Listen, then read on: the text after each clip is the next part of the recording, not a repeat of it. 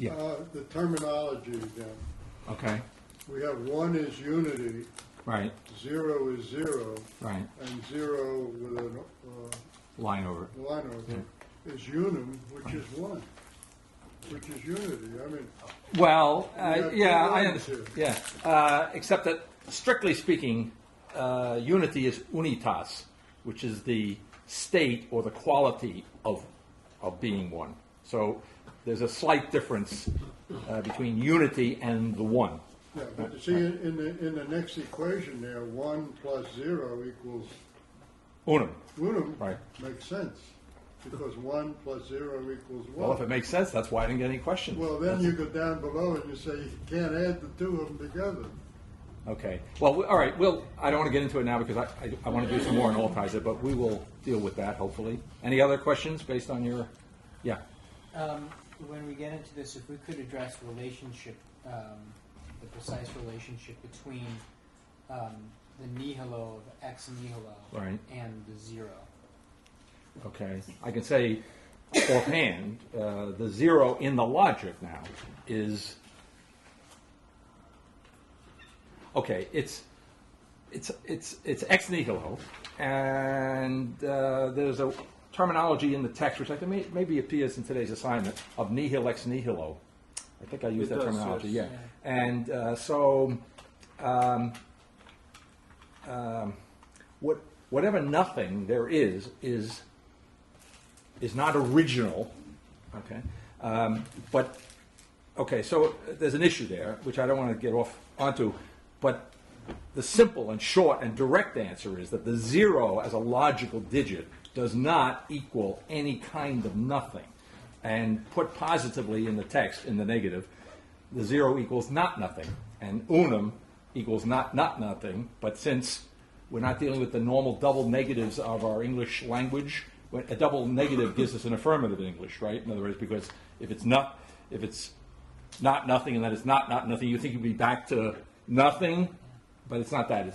It's a cumulative build because there's no nothing as a point of reference, so to speak, and therefore the successive nots in that definition of the terms are cumulative and not back referencing knots.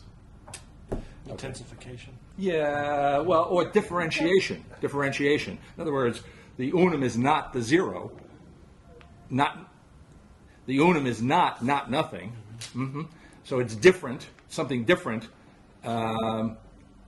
without negating the nothing.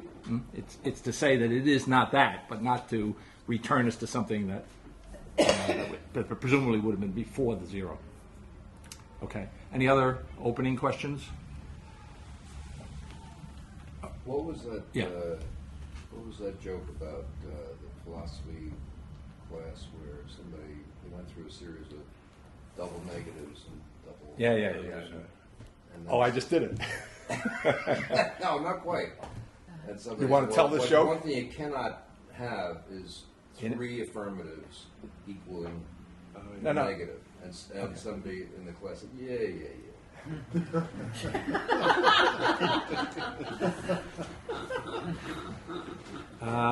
Okay. Any other jokes? Yeah. What is this indifferent? With the music. Fourth line from On the opening of that chapter, the indifference to the operations of addition, subtraction. Is that what you mean? the indifference of these operations, or the therefore upside down, Yeah. which was probably mean for Well- there or something. Well, as I said, subsequent to using, I just used it arbitrarily, but it turns out it has a use somewhere in the symbol list, and the accepted use interpretation of the upside down therefore sign is since, which fits well enough in the logic. Whether it does or not, I would still use the same symbol, but it's okay because since resonates with the notion that's fundamental to the thinking, which I want to emphasize in this backtracking into Altizer today, that this thinking is, in some sense, essentially afterthought. Right? So that the relationship of the logical digits, in some sense, every digit is after the other digits, a particular other digit or both of the digits, in other words, which is another way of saying it doesn't exist outside of, it's outside of the context of the three digits. Right? So in that sense, every digit is related to another digit since it's, as it were, already related. So zero unum, I'm getting ahead of myself now, right? Zero unum equals 1. So zero since unum equals 1 would be the way of reading it, right? It doesn't... Since for each one, all three of them are since there is, I guess what I want to say over against the indifference idea of the plus minus division and subtraction, in effect, all of those are understood to be indifferently the same thing, and what the indifferent thing is a relationship, pure relationship. It's enough that there is, as it were, a zero, that the unum, because of its relationship to it, regardless of whether you add it or divide it by it or multiply by it or whatever, is going to give us the 1. It's the sheer relationship without reference to those operations. That's why any 2 yields the third. Yes. Yeah, right. So That's the right. three are all right. there together. So the Right. since means given Yeah. 0. If we have 0 bar, if we have unum, then we have unity. Given unity, if we have 0 bar, then we have 0. Given 0 bar, if right. we have unity, then we have so. All right. 0 bar, he's talking about what we call unum in the text. Yeah. Okay. But we'll come back to this in detail. Any other opening questions? Okay, I do want to back up, which is relevant to this reference that I just made back into the text, the what I call the Altizer chapter, and I think we had probably gotten as far as about 238 or thereabout. We were talking about the limiting of the darkness by the shining of the light. And I also had stopped off on 237, and I made the point there about the actual nothingness, which is Altizer's more recent terminology for, it's the same reality in Altizer, right? In other words, what I refer to in the text as, in speaking of Altizer's death of God theology, as an absolute nothing, okay? And by absolute nothing, I mean interchangeably the abyss. Okay, so the thinking now occurring is ex abysso. It's after the absolute nothing, which is, as it were, embodied in the death of God theology, in Altizer's theology. It's after it in the, and so after he has a number of connotations, and it means to say, it goes back to the whole question of the historicity of the thinking, right? In other words, it's after. So you said, well, in some sense, or at least I said in some sense, you said it unqualifiedly, but I want to put a little kind of qualification on it, that the thinking now occurring accepts, in some sense, I would say, the death of God. In other words, it doesn't say that what Altizer is saying is simply false or simply untrue or was a complete mistake. You see? It says, no, there is truth to that, right? It's not the whole truth.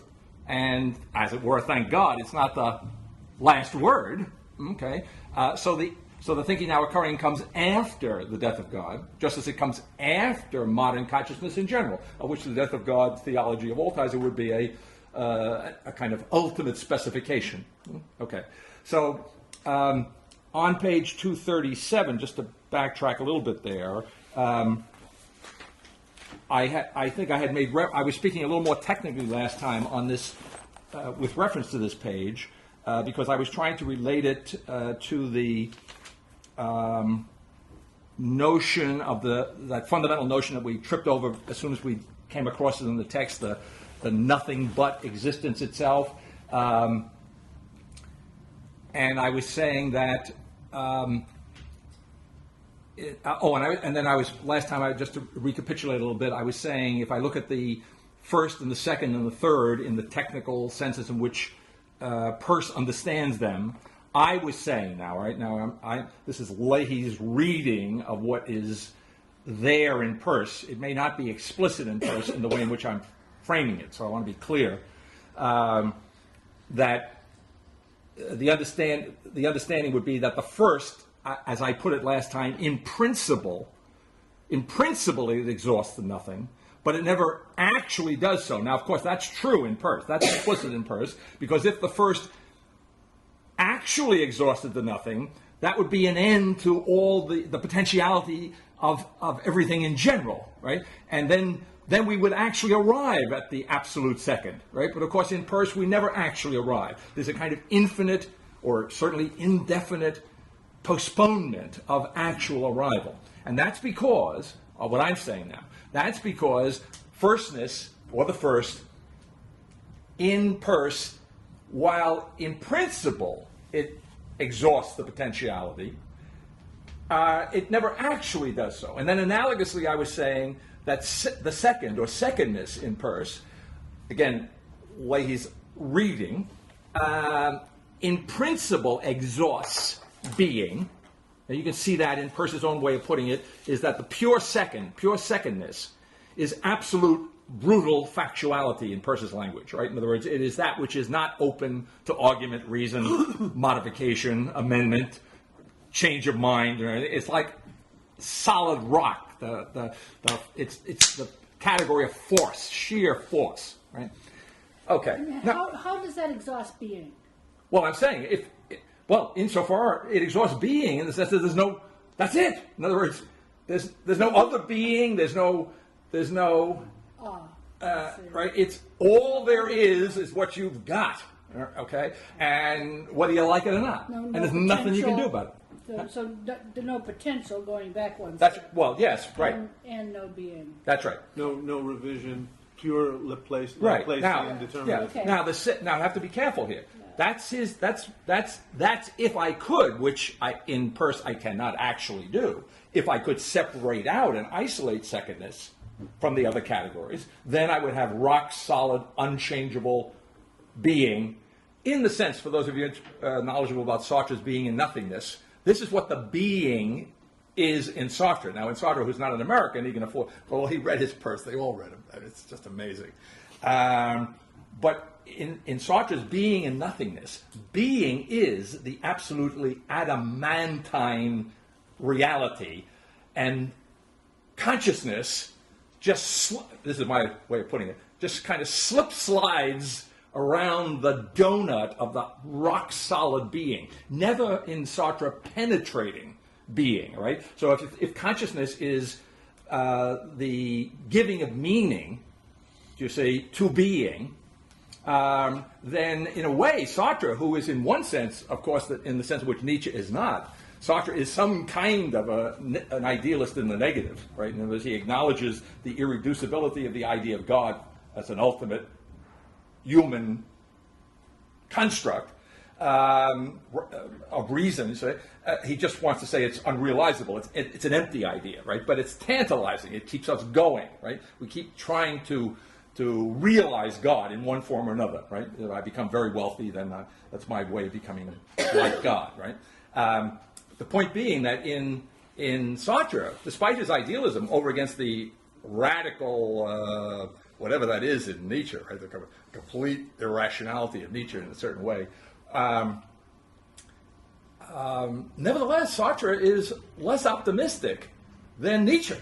Because in this sense, that Nietzsche has the notion that what? Well, he doesn't have, as I said, he doesn't really have a notion of the one, speaking of the unum, Nietzsche, but he does have the notion that every piece of fatality can do its best within the limits of its own particular sphere to put meaning into an otherwise meaningless existence, right? But what Sartre is saying, because he's more idealistic and therefore more absolutist and universalistic, he's saying that the attempt to put meaning into being is absolutely doomed. It's absolutely futile because it cannot penetrate being. Being is impenetrable, right? It does not really take the mark, right? Now, that's an aside, but I'm going to show you. So if being, but pers is a kind of blend of these two ideas, right? In other words, we do in fact make a difference, right? Consciousness does in fact make a difference in the world because the category of secondness, which if it were isolated in a dualism such as I find in Sartre, being and nothingness, that's it. There's really no middle ground other than despair, I guess, would be the middle ground, right? Or the middle ground is, actually the middle ground is Sartre. I'm just doing this for anybody who happens to be a Sartre fan. Or in case it comes up later in life, you might remember this. There is a middle ground in Sartre, and the middle ground is non-identity. What Sartre says, going back to Aristotle, although he doesn't mention Aristotle, we said last time in the beginning of Novitas Mundi, fundamental notion in Aristotle is the identity of the knower and the known. And what Sartre says is that, in effect, the knower and the known are so close, right, that there's no distance between them. And the only thing you can say if you're Sartre is not that they are therefore identical, but that the only thing you can say is to deny the identity. So the middle ground is the denial of all ultimate meaning in Sartre.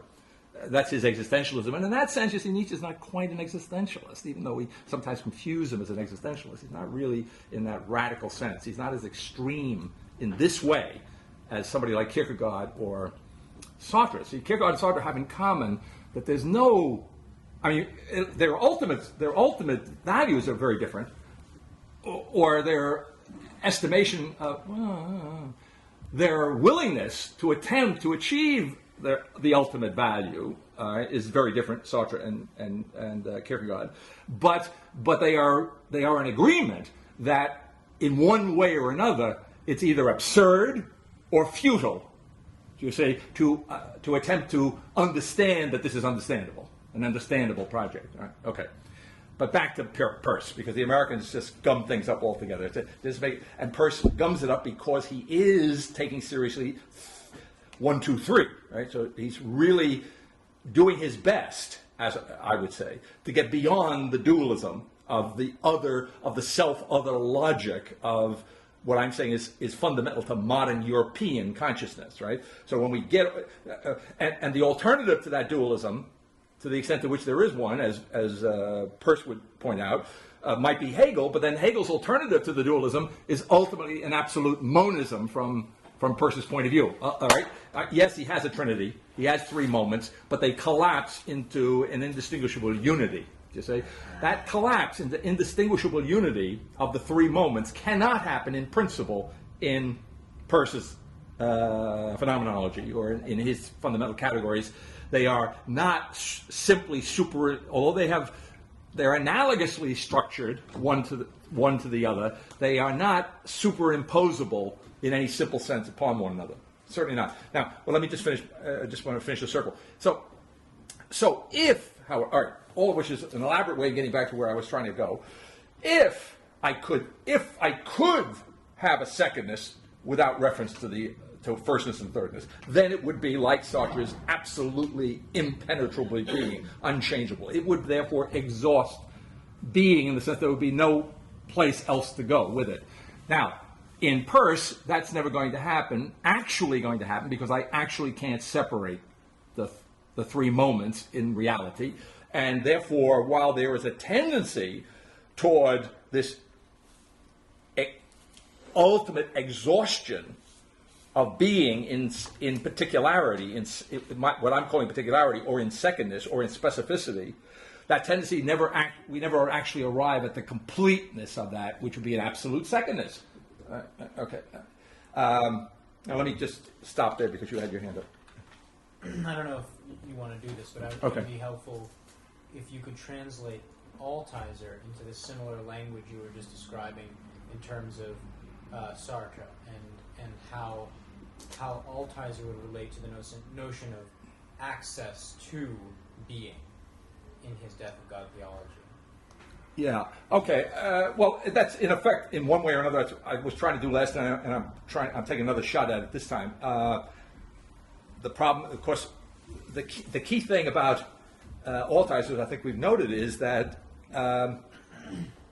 where I would expect particularity, all right? Precisely because in a Hegelian context, what Altizer does is that he takes the incarnation as the full and final moment, all right, which therefore does not allow for the supersession of the incarnation in the Hegelian eternal Trinity, you see, and it's as if, therefore, he was stopping. It's as if he were stopping in the second moment, right? Now, it's to use his own language against him, so to speak, or to explicate it, it's kind of a self-doubling stop, all right? In other words, it's not straightforward. That's what makes it tough. Where I would expect specificity, particularity, where I would expect, as it were, a kind of fullness of being, what I get in place of or instead of. I don't know whether I'll get to this in the text, so I'm going to interrupt myself one more time. What I get in place of being, I'm now going to interrupt myself. I'm going to go back to the Protestant idea, the descent into hell, taken in this radically modern sense. Luther, in his commentary, I'm sure he does it elsewhere, but the one I remember, his great commentary, Luther's commentary on Romans, which is central to Luther. That's the whole point. Right, because Romans is Paul's discussion of the law and salvation by grace as opposed to the law. That's right. And the Lutheran principle takes that in an absolutely unqualified way, which that is, one is saved by faith alone. Now, the key word there is saved, by the way. A more technical term is justified by faith alone. Now, Luther is not saying it doesn't make any difference what you do. He's not saying that.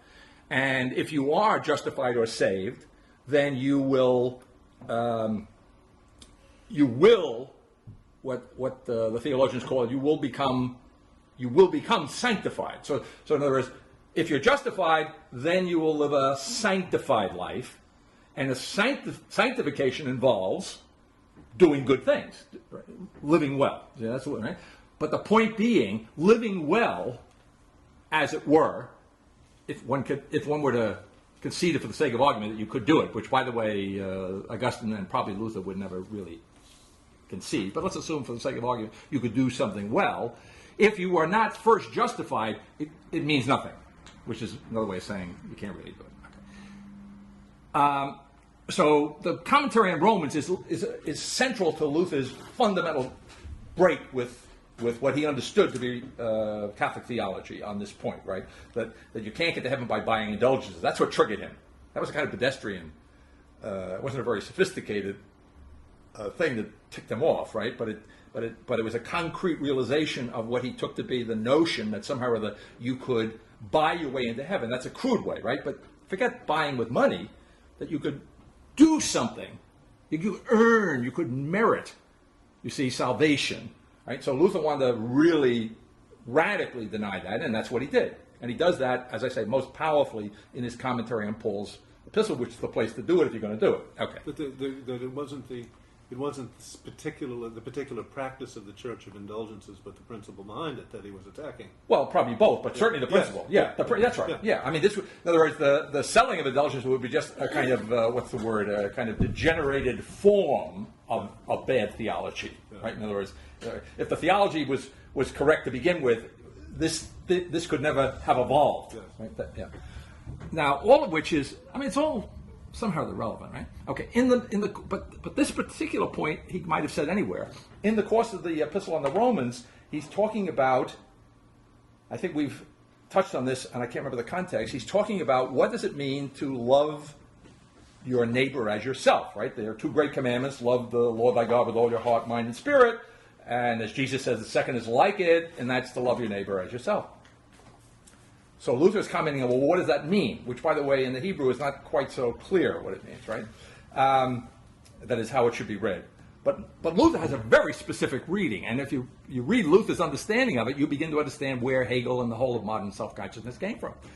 Luther says, what that means, to love my neighbor as myself, is to put my neighbor in the place of myself. All right. So now, in a way, it's very unselfish. But what I'm trying to get you to focus on is the logic of it. The logic of it is, it's the logic of modernity in the sense that it's either my neighbor or myself. So if I'm a loving Christian following the Old Testament commandment and Jesus' reiteration of it, what it means is I have to get rid of myself and put the other in place of myself. Right? And that's the logic of his explanation of the passage. All right. So, let's see. All right, so now back to see if I can tie that in with where...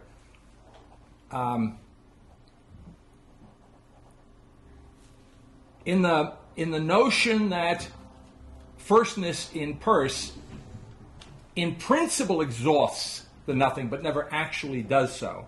Okay. In the thinking now occurring, what we were saying last time is that the first. I'm going to make another interruption here because it's critical.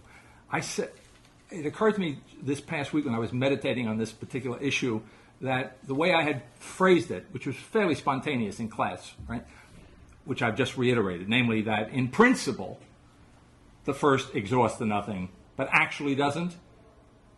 And then I said, analogously, in principle, secondness exhausts being, but actually doesn't. Right? Okay. The message in the thinking now occurring is not only that firstness actually exhausts the nothing, right? There is no nothing left over. There is no nothing outside of, or there is no nothing as a blank into which the first has been put, for which the first has been substituted. So the analogy to Luther's spiritual commentary on loving your neighbor as yourself, it is not in keeping with the thinking now occurring to say that my love of my neighbor is my love of my neighbor instead of myself. You see, as if somehow the other had displaced the self, right? So that whole opposition is gone because there is an actual exhausting of the nothing. The nothing is not a container, as it were, or a place into which the first, in the context of which the first appears, because here it has actually absorbed it. But what I wanted to say, but my meta thought was the way I phrased it last week and reiterated it a few minutes ago, is that in pers, what is in principle the case is not what is actually the case. Right? But if I say that in the thinking now occurring, the first exhausts the nothing, and the second exhausts being, then in effect what I'm saying is what is being said in the most comprehensive way in the thinking now occurring, is that there is no longer any distinction between in principle and actuality. Now I'll translate it back into English. There's no longer any distinction between what is in the beginning and the actual. Do you see? So actuality, right, is identically beginning. Right? In other words, what I said in a very different context, but it gets reiterated somewhere in the text later on, maybe in the second half of the text, that the categorical imperative in the context of the thinking now occurring, speaking of moral issues, the categorical imperative is not the Kantian categorical imperative, so act that the maxim of your action could be universally legislated, right? But the categorical imperative in the context of thinking now occurring is to begin to exist, which is, I want to say, or to begin, to be more precise, since I'm putting it in this context, the categorical imperative is to begin absolutely to exist, right? Or the categorical imperative is the beginning, which is absolute existence. Right? See, and in that, so then you had raised it last time, and we never got around to it, and we may or may not get around to it altogether in this backtracking. But I'm thinking, well, what is if I want to deny that there is any longer a distinction, the thinking now occurring between ontology and morality, all right?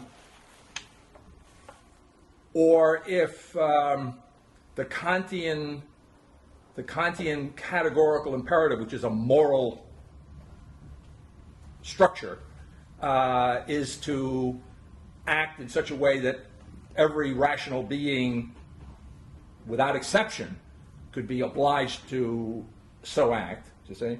So, in other words, he frames a rule, right? It's a rule, and it's and from Hegel's point of view, remember, it's an empty rule. So Hegel fills in, he concretizes that universal standard of human rational activity. He concretizes it, Hegel does, with what? With the nation. Right? So where's the real concrete universal? It's not some Kantian abstraction. How do I deal with it? What is that really for Hegel? Right? Well, the universal is really embodied for me as an American in my civilization, in my culture. You say, or if I were a Frenchman, in my French culture and civilization. That's where I find the concrete universal. And then, of course, it gets a little more complicated in Hegel because there's a world spirit which is operating throughout history, and the world spirit goes in the course of history, lights upon, so to speak, anoints at various points in time various individuals, meaning for Hegel, the real individual, humanly speaking, is the state. To say so, various nation states play their role in embodying the ultimate of the divine idea in history, right? Okay. But I was thinking, well, because I know that Adam keeps driving at this question, and this is not going to be a perfectly adequate answer to it, but I think it's worth putting out there for just as food for thought. I think if being and if it's interesting, if being and ought, if what is and what is ought. Remember, I said that Marx took Hegel very seriously. Hegel, in effect, is saying, his whole philosophy is saying, it might strike somebody like Kierkegaard as absolutely paradoxical in an upside down and backward sense. What Hegel is saying is that what is what ought to be. Right? And Marx, as I said, he says, Marx is a good Hegelian. He says, he didn't put it quite this way, right, ever, because he was always attacking the philosophers. But nevertheless, deep down, Marx was a Hegelian, upside down and inside out, a materializing of the ideal. And so he understands that what is what ought to be. And so he says, well, my concrete experience of the world is not I don't experience the world as it's not the way it ought to be. Right? What does that mean? That means to Marx, applying the Hegelian principle, this must be a sham. This must be a lie, right? This can't be the reality, right? So that's why the capitalists are bad guys. They're not just, you see what I'm saying? This is a deliberate deception of the worker in order to oppress them, right? But I have to work 40 hours a week to live. That's not true. I got to work maybe 3 or 4 hours a week to live, right? In certain contexts. Okay. The rest goes into the capitalist bank account for investment and so forth and so on. All right. That's Marx's view. So I'm thinking to myself, well, if the thinking now occurring is maybe in a certain way in line with this issue anyway, right? And I'm saying there's forget the is ought now. I'm saying there's no, and in a way it's kind of like Hegel. You see, it would look like, in a way, a little less obviously so like Marx, right?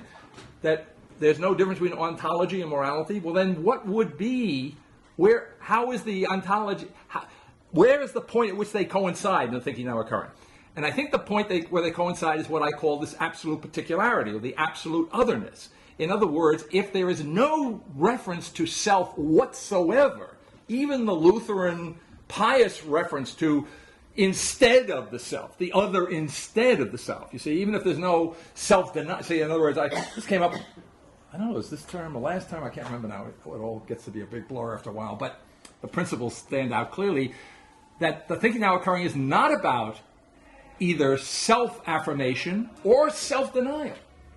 You see? Because it's not about self altogether. All right. So then, how would the moral question?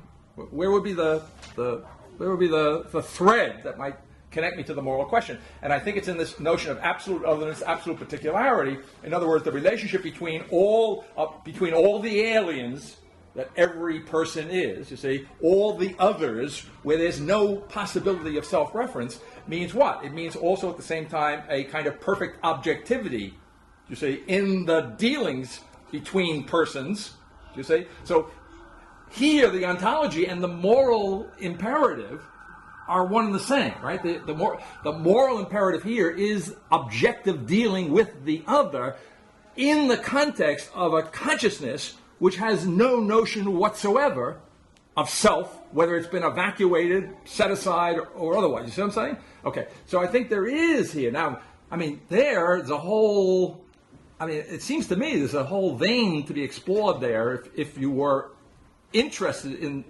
right? How would you work out a kind of moral exegesis of that fundamental starting place, right? I think that's there to be done. I'm not saying it's being done here, but that's the implication. I think that's the place at which they touch. Now, to come back to the more recent question, and back on page 237, so what I wanted to say was that if Altizer uses the term actual nothingness to describe the creation, where the creation is the form of and the consequence of, however you want to put it, one and the same, the work of, the doing of the absolutely self-negating transcendent God, right? So where the creator creates by putting an end to himself, so to speak, right? Entering all, right? At the same time, in doing so, empties our traditional historical self-consciousness, you see, of everything that it is known as self-identity. Then we create what Altizer calls in his more recent writing, but it's the same thing, the absolute nothing. He speaks of it more recently as an actual nothingness. Okay, and so last time I was saying that the thinking now occurring comes after that, but it comes after that in the sense that it completely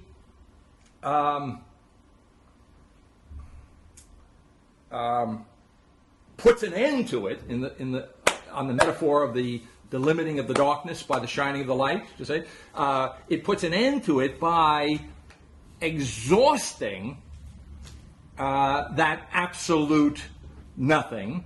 You see, taking up what truth there is to it, right, in the form of a beginning which it itself hitherto never did, either actually or in principle, arrive at. Okay, a beginning of existence. A beginning of existence, which would be to say at a first, which is identically a second, because secondness, remember, in Peirce is another term for that is factuality. Another term for that for him is existence. Okay, and so no existence for Peirce is ever actually complete. Just as no secondness is actually adamantine, and therefore no existence can be the unqualified object of my loyalty for Peirce. No existing person, no existing thing, because no existing thing here and now for Peirce is fully existing. In other words,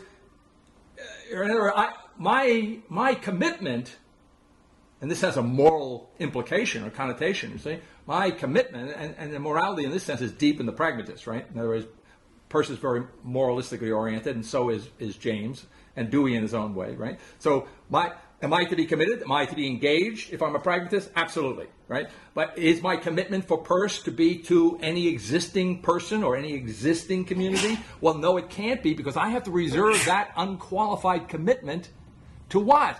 To the ultimately to that existing community, which will, in the long run, you see, will have in principle exhausted all potentiality, which will be fully and truly existent. In the meantime, it's a little bit too iffy, you see, a little bit not quite so perfectly being that I can commit to it. You're right? Okay. So in the thinking now occurring, since it's saying, in effect, that the nothingness that is absolute, or the nothingness that is equated with existence, that'd be a better way, more precise way of putting it in Altizer. I mean, Altizer, in effect, equates existence with nothingness. Okay, that nothing in that equation has been exhausted. Right? It has been, if you want, it has gone away because where there would be nothing, there is nothing but existence, right? Or there is nothing but, in this particular context, the first or firstness, right? Which at the same time is therefore secondness or existence, right? Now, okay. All of these. Well, I just want just to close the circle. So then we are now. Oh, and I want to tie it in with the reference to the after, right? Which comes up, I guess, comes up later in this chapter. It's sparked by Charlemagne's definition of a kind of afterthought, a kind of reflection upon a second level thought, third level. So the thinking now occurring is essentially afterthought, right? Or the beginning of an essential afterthought. And an essential afterthought is one, therefore, the beginning of which is not sourced, right? Is not derived from, right? Is not able to be accounted for by a reference to the past, even though there are references to the past all through the text, and inseparable from it. Right? They are not references of the past as if the past were the source, the derivation, you see, of what is essentially new in the form of thinking. Right? Okay, so in that sense, so to say that the thinking now occurring is after the actual nothingness of the death of God theology, that it's after the death of God. It's after the death of God is another way of saying it is, in the language of the text, oftentimes ex abysso. All right. Yeah.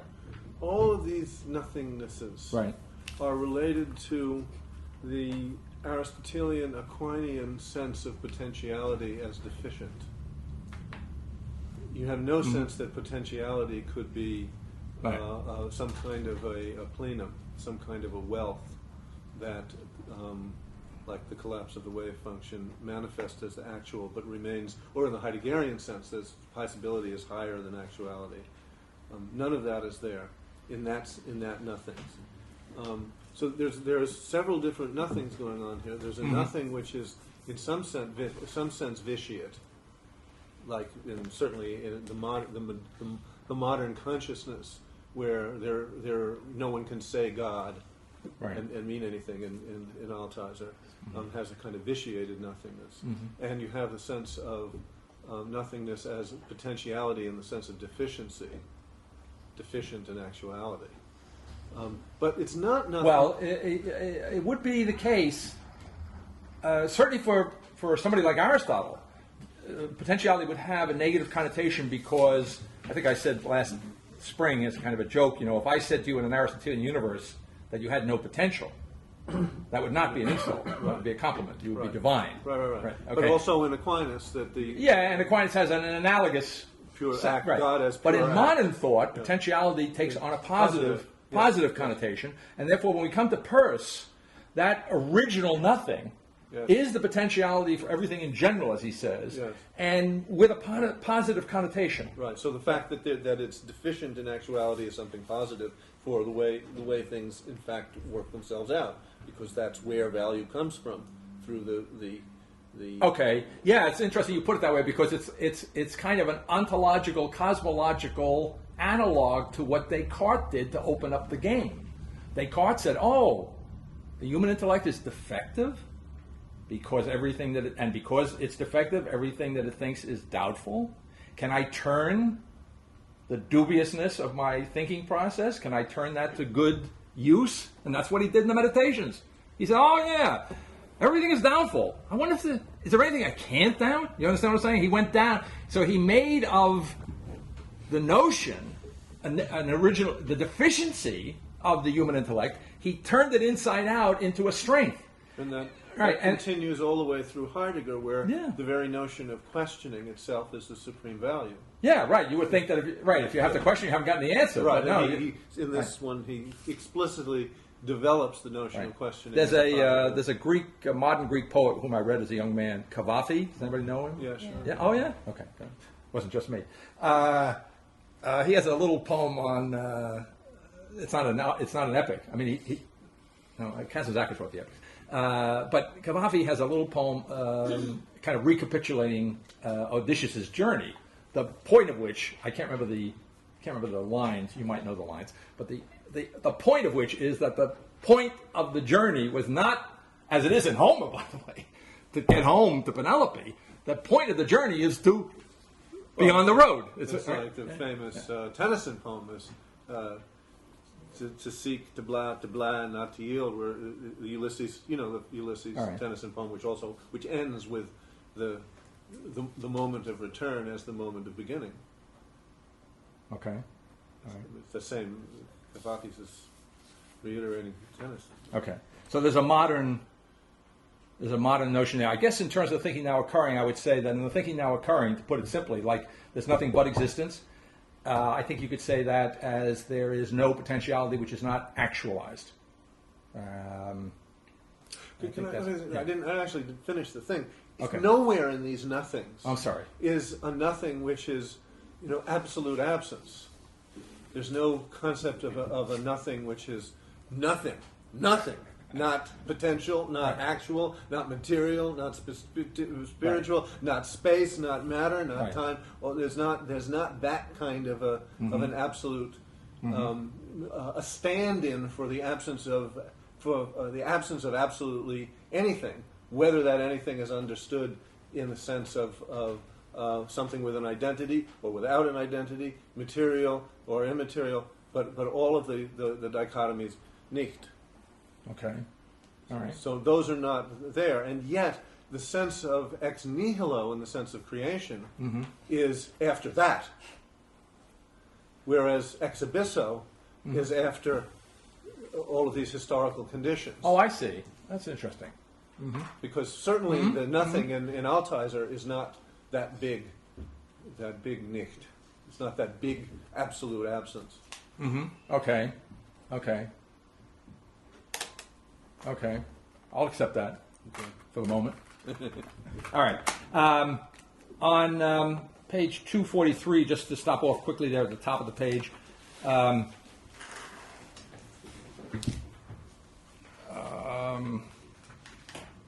Well, maybe I should back up a little bit to give a little context. 242, toward the bottom of the page, maybe 6, 7 lines up, but the within absolutely outwardized, not merely nothing remaining within, as in the totality of the kenotic movement of God, but no within. All right, so here's the thinking now occurring is being contrasted with Altizer, right? In Altizer, I have a kenotic movement, the self-evacuation, if you want, the self-negation of the Godhead. And as I've elsewhere characterized it in this chapter, a kind of eternal outwardizing of the within. The point being there, the outwardizing, the unending, as it were, process of this self-evacuation, right? Something like that. Because again, as in Luther, when I take, it's not so much that the self-other relationship in Luther, it's as if there's a place now in Luther, there's a place in which the self is the object, and if I'm going to love my neighbor as myself, I have to take myself out of that place and put the neighbor there. Then now the neighbor, the other, is being loved as myself was hitherto. Right? That's the way Luther spins it. And what I'm getting at is that there's a kind of implicit container there by which I can make this substitution, right? So to put it in more general terms, at the end of Novitas Mundi, one of the appendices, if the thinking now occurring is the displacement of space itself, one of the reasons that there's no possibility of alternating self with other, not only positively, as in a Hegelian context, but also negatively in the Lutheran context, there's no possibility of that alteration because the container, the space, the room, right, in which that reversal, positively or negatively contained, could go on, right? And so in effect, what's being said here is that Altizer comes as close as one can to, as it were, the thinking now occurring, without getting rid of that container, right? Of that, without that without getting rid of, as a matter of principle, that backward reference. You see, and so it's almost like you're saying in a pedestrian sense. You would say, get on with it. Get on with it. Right? It reminds me of the biblical notion, which certainly I guess in the Old Testament, and Jesus uses it, of, the worst mistake you can do is look over your shoulder. The continual backward lookingness, okay, but what I'm saying is it's not peculiar to Altizer. It's endemic to self-consciousness, to be backward looking. It can be sliced in any number of ways. If I'm Hegel, I can look back and say, well, Aristotle was really in continuity with what we are now realizing at the beginning of the 19th century, and so we have more deeply determined the truth of Aristotle, as if there were no break. Right? So I can look backwards in either positive or negative senses, but it's the backward lookingness in principle, right? So back here on page 242, but in the thinking now occurring, know within. You see. So when I speak, there is a semantic difficulty here, which I would just barrel ahead anyway, right? Speak in the thinking now occurring of an absolute exteriority. I don't want to invent. It's not a question. In order to get the thinking now occurring out where there was no possibility of misunderstanding, you would not have to create a new vocabulary. You have to create a new language, because it's the language itself speaking. Okay, so I think. I'm willing to leave it to language itself to take care of that, okay? So in the meantime, without trying to create a new language in some mechanical sense, absolute exteriority is just a phrase to say that there's no absolute exteriority, there's no within, there's no place from which we came that's in principle essential to understanding, essential to understanding where we now are, right? So no within, no depth. Now this becomes a logical issue as the text goes on. No depth whatsoever to the shining of the light, to the foundation transcending every foundation, to the unmoving foundation of kinetic identity itself, to the absolutely firm foundation of the negation of other self-identity, to the univocal disowning of an equivocal other not other than self-identity. So when I'm talking about the incompleteness of the evacuation, which is otherwise total self-evacuation in Altizer, the incompleteness of that total evacuation, right, comes out. One way it comes out is that what I have there is that as it were, what would be the object or the subject, either way, it doesn't make a difference, of the transcendental act perception, to put it in Kantian terms, is not unity. It's nothing. You see? It's not the I think, right? You see, which is what Peirce calls the unity of personality, but it's another than the self, which is not a self, right? And that equivocation is just fundamental there. That irreducible equivocation of self-otherness continues in the death of God theology, right? So to be altogether beyond the notion of self as a matter of intellectual essential principle, right, is what the thinking now occurring is pointing to it. This is the absolutely still motion of kenotic identity ex abysso, right? So is there, in some sense, is there a kenosis? Yes, but it's got to be a kenosis ex abysso. It's got to be an emptiness after actual nothingness, after the equivocation of the death of God theology, right? So, okay, let me just, yeah. So many questions Okay. pop up when you go through this. First, it seems that there's a pragmatic, I guess, role of the self-consciousness that you're describing here, some kind of self-reflexivity and an awareness of the role of self in perception, in logic, in communication, in language, all that modern, postmodern stuff. That there's a certain aspect that kind of self-consciousness is actually aggressive toward the notion of selfhood. That self-consciousness, although it's always referring to self, is engaged with the process of trying to show the way selfhood deceives itself. And that self-consciousness is trying to do that. Self-consciousness is trying to do that. And so this notion of, that we are absolutely beyond self-consciousness, seems to take into consideration the fact that that engagement with self-consciousness, that negative engagement with self-consciousness, has reached some fruition, almost. And I don't know if that's the historical working out of the process of the incarnation, or, you know, so it seems to be there's greater connection between the notion of self-consciousness and the absolute lack of self-consciousness. Yes, okay. The way I would... You want to... Just two okay. little piece on that. That little word "as" in "love thy neighbor as thyself," Right. that if, I mean, somehow my own naivete, the way I've always taken that is not in a complicated, self-referential Right. eyeball sticking around looking Right. at me, but that the natural condition is you love yourself. Put the neighbor not as a substitute for the self, but on equal terms.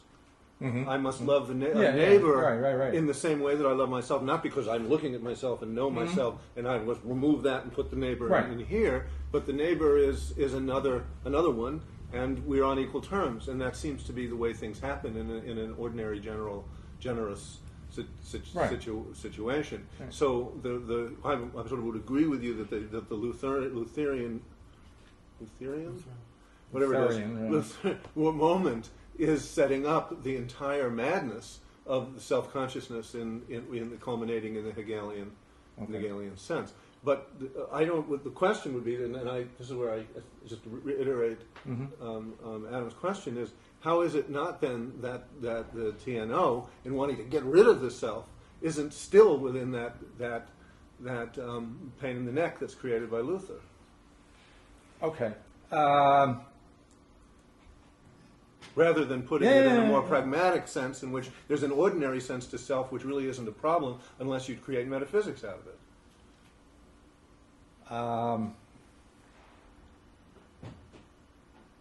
I think whatever the complication, it's the dialectical it's a dialectical complication that we have to deal with here, because the Lutheran example puts it in the negative. But I think as Jefferson pointed out, if he had a choice between faith and works, is that's my choice? I'll take works, because his faith is a lot of nothingness for Jefferson, right? So there's a negative and positive spin that can be put upon this alternation of self-other, and yet it's not that simple either, right? Because, and this I think is what I'm hearing in your question, there is, and I think I've made a good point of this in the short paper on the absolute particular, the person is absolute particular, because I take advantage of this tendency in pragmatism, you see, toward an absolute particularity, which is never actually arrived at, okay, but which an impediment to which is for self-consciousness. You see? So there is a drive, which I heard you saying, in modern self-consciousness, beyond self. Even Hegel, to do right by Hegel, poor Hegel.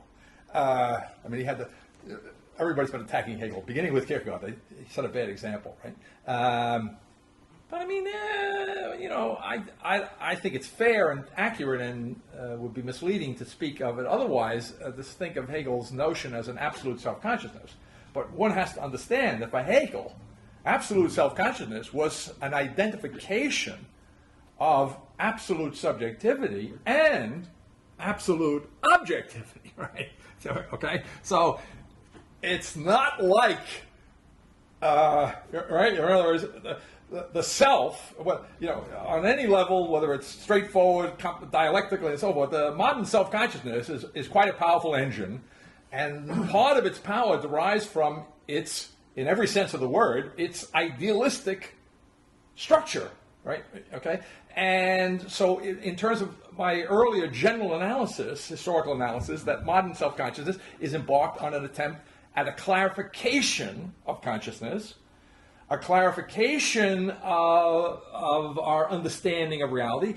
The modern self-consciousness is trying to be objective. Now, of course, you notice Kant gives us which I think is still with us, by the way. I mean, this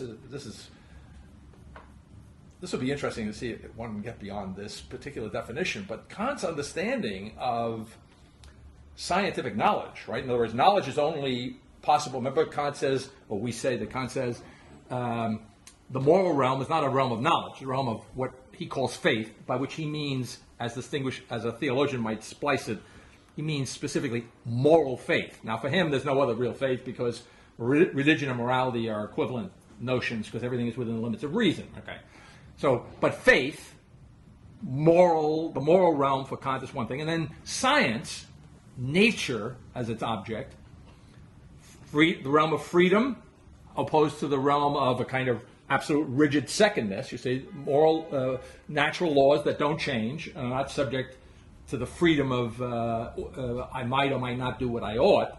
You know, when I step off the roof, the law of gravity will take over. I mean, I can't violate the law of gravity. I can violate the laws against adultery and lying and stealing and so forth and so on. I can actually, certainly it would appear that I can violate those laws with impunity, right? But I don't ever think that I can violate the law of gravity with impunity. Okay. That law, that realm of what got me into this? We haven't gotten beyond our notion of science from Kant. Yeah. And so, okay, so now we're familiar with this. I think just take it for granted, but it was Kant who technically defined the whole operation this way, and this was a concrete form of his critique of Descartes, and that was this: that knowledge is only in the realm of science, but it is not. But science is not what it might appear if I take Descartes as my standard. It's not the knowledge that is built up by an isolated subjectivity. Here's what, and now I got my thought back, right? So now watch this. So Kant is really looking for what we would call, and what he would call, I don't remember whether he phrases it this way, but probably he does, scientific objectivity. In other words, a scientific statement can't be a subjective, it can't be just what you think. Right? It's got to be objectively the case. But how do you determine concretely an objectively true scientific statement? By getting rid of subjectivity? Not quite. By getting the agreement in principle of all the scientific subjects, of all the scientists, right? So if I say that I've done cold fusion in Utah, and I tell you this is my experiment, and this is the apparatus, and you can't duplicate it in London or in Geneva or wherever or in Tokyo, then that's not going to be accepted as scientifically valid or true statement, right?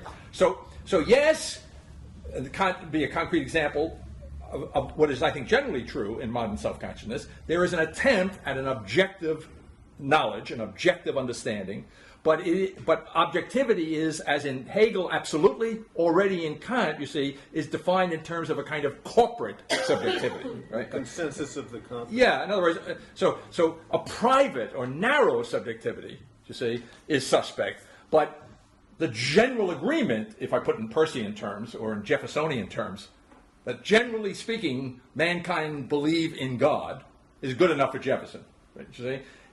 It's a little more tight than that in Kant and in Hegel, but if in principle my scientific claims in principle can be universally validated by other subjects around the world, then it's acceptable. You see? Okay. So no, but wait, it's not God. God's on the other side. It's only because the point is that the subjectivity, the general subjectivity, is the subjectivity of the competent. Well, God, so it's not that everybody in general believes in God. No, it's everybody in general believes in gravity. Yes. Yeah. I think I gave two different examples. I didn't mean to conflate them. That's what I thought. You were confusing. Yeah. I wasn't trying to conflate them. I was making an analogy.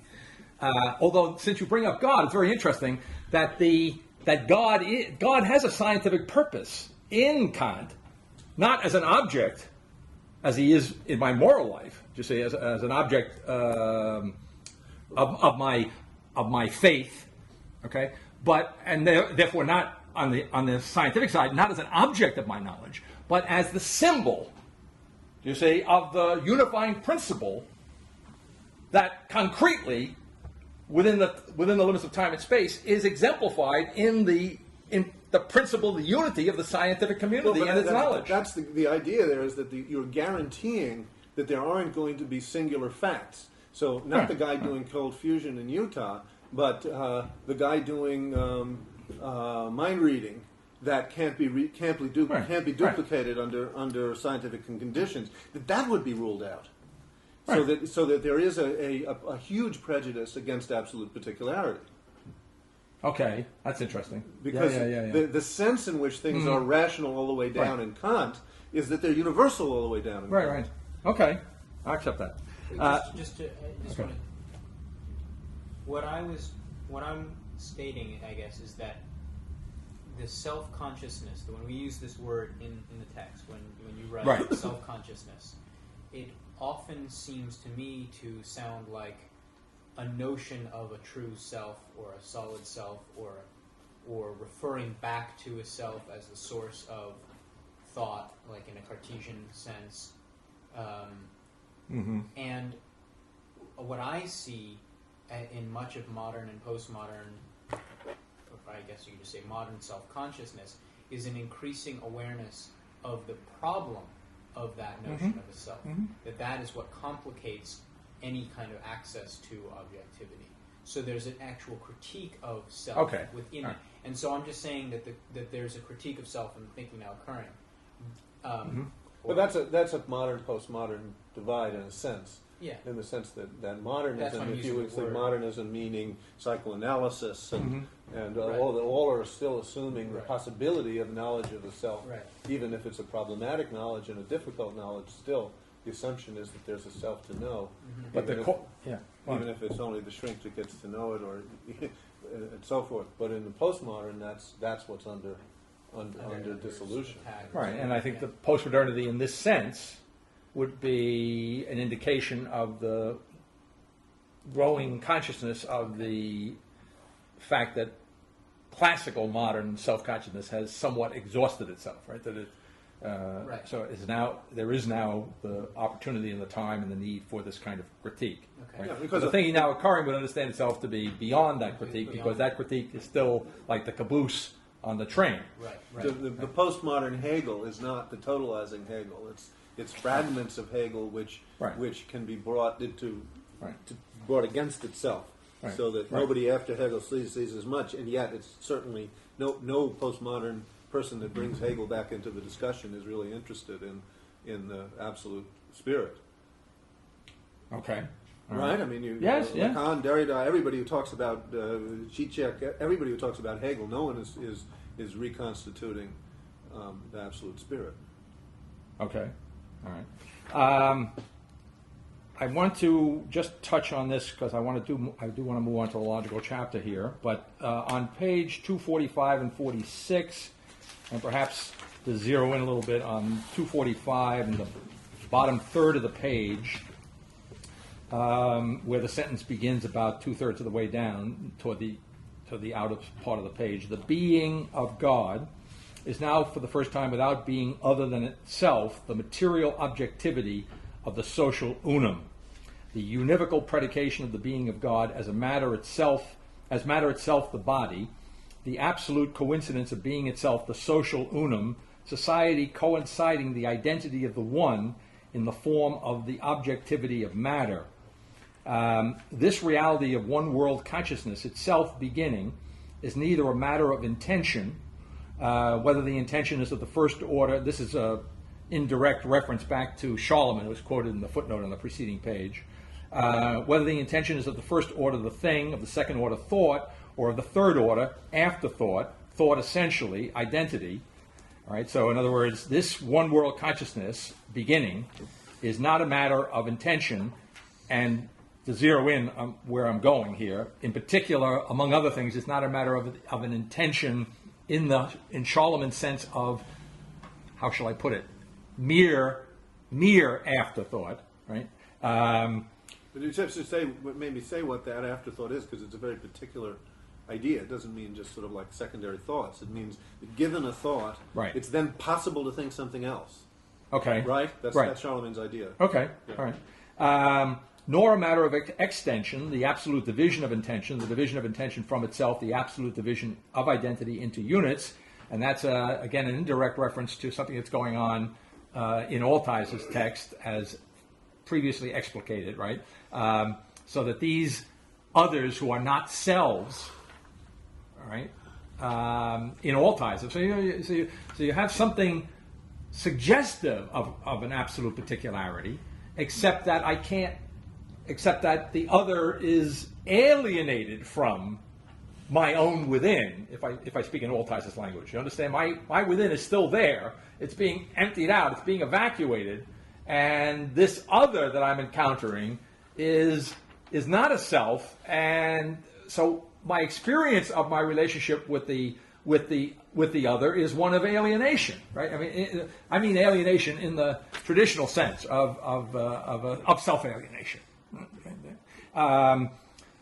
And so, but in Altize's text, it's very interesting because it's kind of tricky in the sense it's not, you don't expect it from him.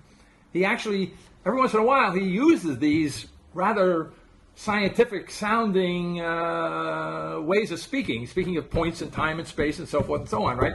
So he takes advantage of that kind of realm of nature, of necessity, you say, but it has this negative connotation, right? In other words, it's the actual nothingness that we are left with in the event of the death of God. And so, but all right, so not that, but rather, third line up from the 245 at the bottom, but rather a matter of the minimum, a matter of meta-intentionality, a matter of meta-extensiveness, a matter of meta-identity. The new reality of the world for the first time is the after-identity of everything now existing for the first time ex abysso. This is the de facto existence of the unum absolute. For the first time, the absolute exteriority of the outside, the absolute out-identity of any side, which is something I, in another place in the text, went over last time. But let me just put this together. What I want to highlight here is the statement in the text. Let's see how it beginning at the very last line of 245, running into the top line of 246. If I abstract it a little bit, what's being said here is that the new reality of the world is the after identity of everything.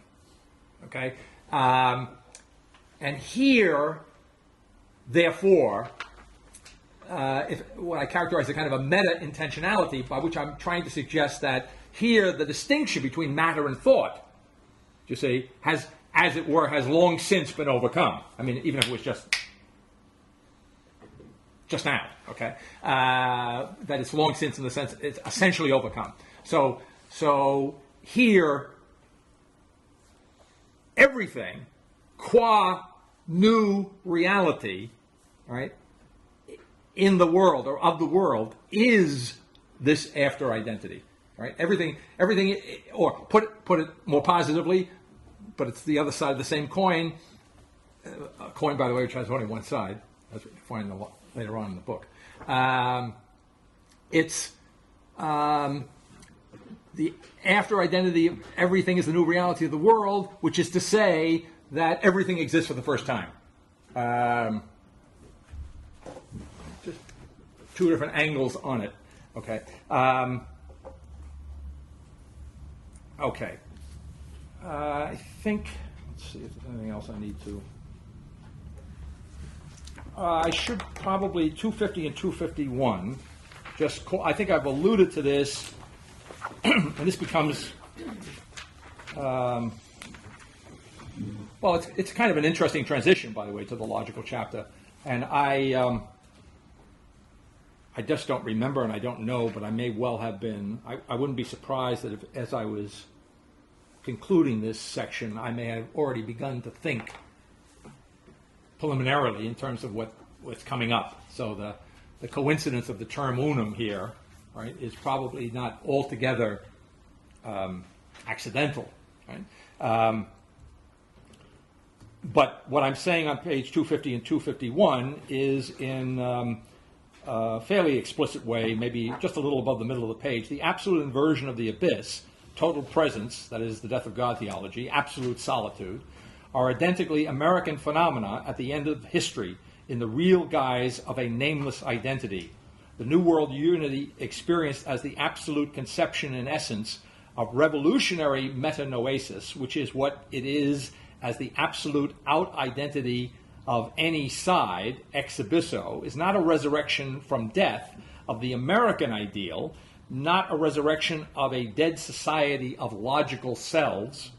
The unity of the body, which is the absolute bound of world consciousness, is precisely not the ideal social unum of the American Revolution, not the ideal unity of pragmatism. Right? So let me just pause the film there. In that particular last phrase, the key term is not the ideal unity of pragmatism. Right? In other words, the critique of pragmatism is the indefinite postponement of the ultimate reality.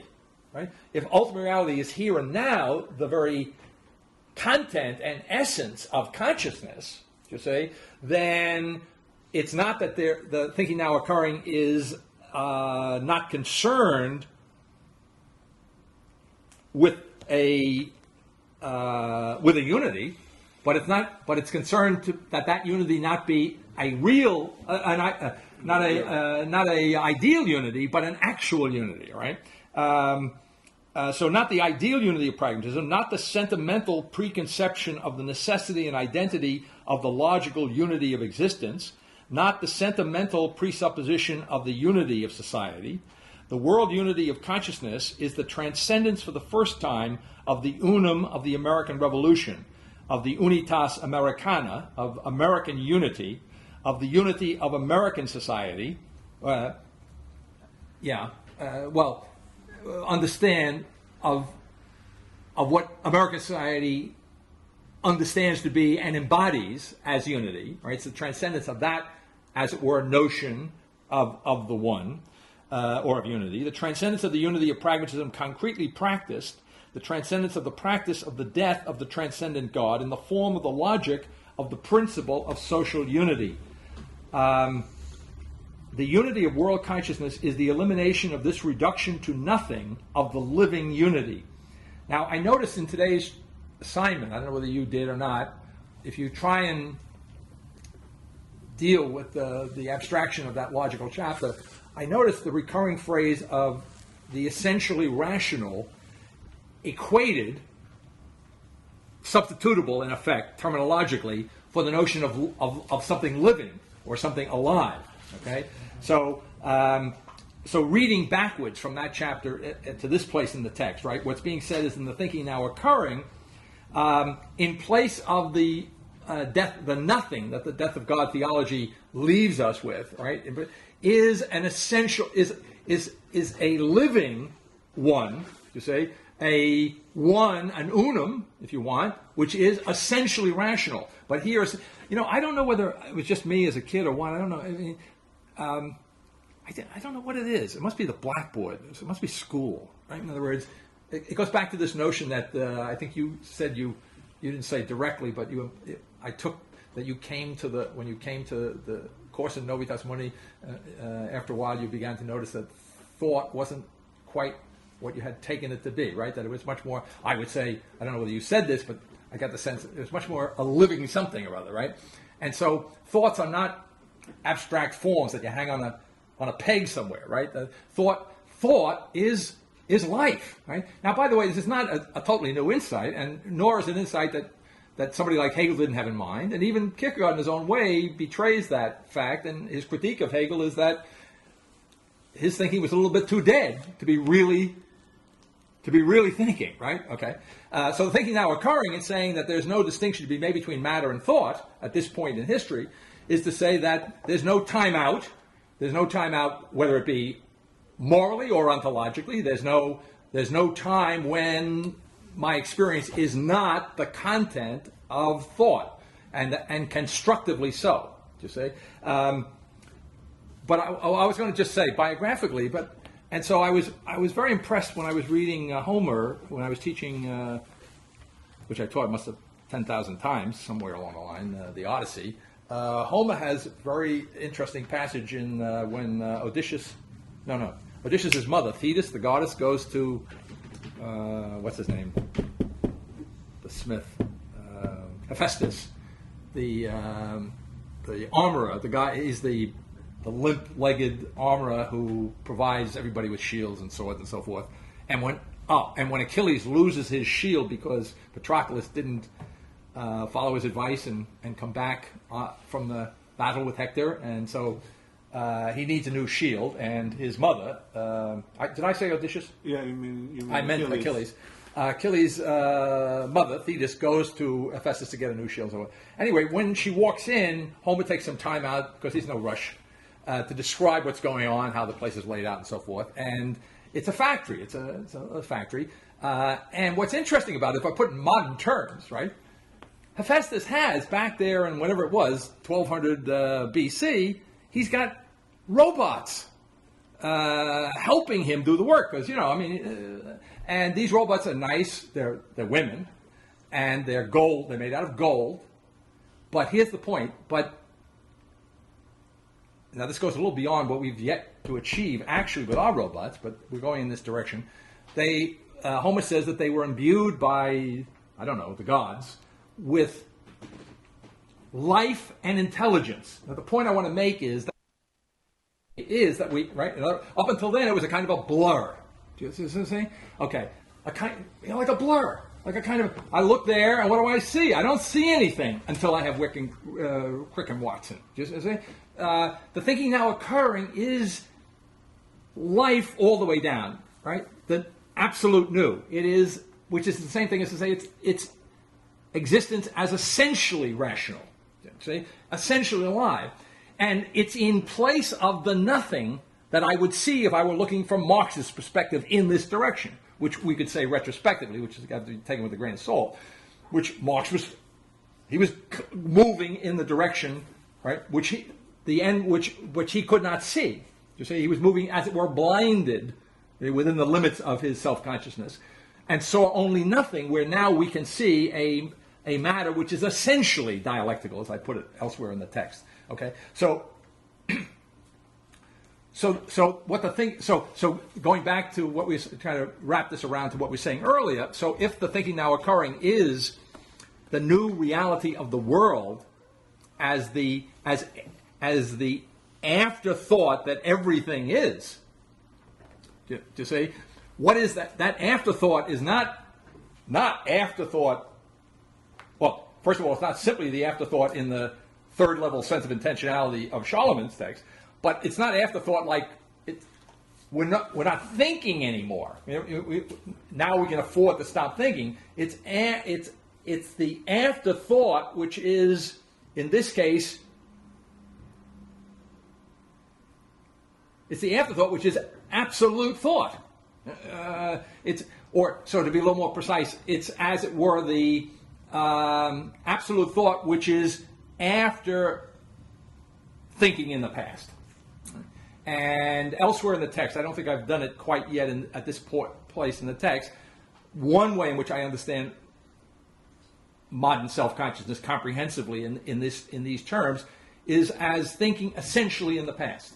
I was saying metaphorically earlier in this session, in one way or another, looking over its shoulder. Whether the looking over its shoulder is to reclaim the past or to define oneself as not continuous with the past. The thinking now occurring is essentially not that. All right, it is essentially consciousness for the first time here and now. Right? I don't remember whether there was a hand. Yeah. This might go back to some of the comments you made when Nancy gave you the book on Robert's mystical right. experience and so forth. And Nancy has confessed that she thinks I'm a mystic. So I'm trying to. I have it to my agenda to disabuse her of this notion. Well, I think we have two different words. Okay. No doubt. Maybe my question will help tease this out, because when you talk about rationality all the way down, and that rationality is basically equated with life. Okay. Well, all right. Since we're looking at it very closely, I would say rationality is essentially equated with, right, or essential the essentially rationalist life. Okay. All right. It seems to me, maybe that's a problem, but it seems in experience that there are experiences which are irrational or ineffable at least, and I'm wondering if from your perspective, ineffability is simply another particular form of rationality. In other words, is the irrational just a kind of particular moment of rationality that has the characteristics of irrationality, or is really everything to be understood logically? I would say the latter. Okay. And I would say, therefore, in the way in which you phrased it, and this goes back to the, I don't know which thing Nancy's given me a couple of, you're referring to the Roberts thing, but she also Nancy gave me the Wittgenstein talk, which in effect is saying, right, that there is an ineffable something, I think, is saying that, you see, that what he's saying in that talk is that we cannot, it seems to be part and parcel of our humanity to want to say what cannot be said, right? Something like to that effect, right? To get outside the limits or our cage. I think that was his metaphor, right? Okay. But the thing now occurring saying is that there is no wall, there is no cage, right? That what otherwise might appear to be the limit is unlimited. What otherwise might appear to be the representation of reality is the reality. What otherwise might appear to be the schema, to say, is the substance of reality, but now in the sense in which I, as accomplishment by saying that a God who was not material was a nothing, and his God was material, and therefore he got rid of spirit. But Nietzsche is just absolutely ruthless, right? And Nietzsche wants to get rid of everything, including matter, right? So that he pulls out the rug. But in that same passage that I quote in Faith and Philosophy, he goes through this distinction between appearance and reality and so forth, right? And if there is no reality, then Nietzsche's way of putting it is, then there's no appearance, because appearance is the alternative, right? So, okay, and just I'm sure I'll say it somewhere along the line, but in the Charlemagne's question, which starts off the book, resurfaces in the logical chapter in today's assignment, and it occurred to me in reading it this time through, although I don't feel the need to change it, I just want to be alert to the fact that because of these transformations, even though I borrow and continue to use for systematic reasons Charlemagne's term reflection, okay,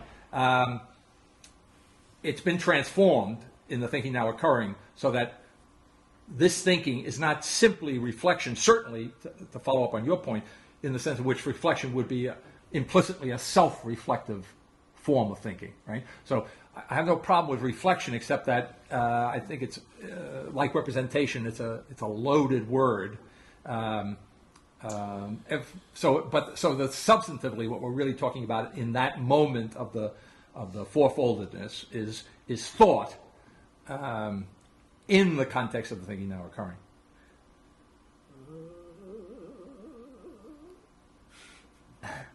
I never know exactly how to interpret it. I got two prongs here.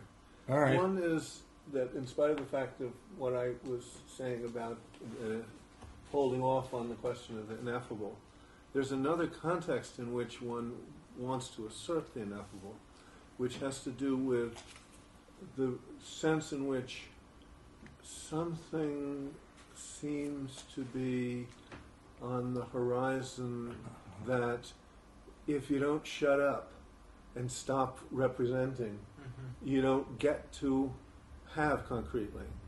And that seems to be of some structural importance to the whole of the ontology, that it sit itself in a place which is not susceptible to the stultification that occurs when something is represented.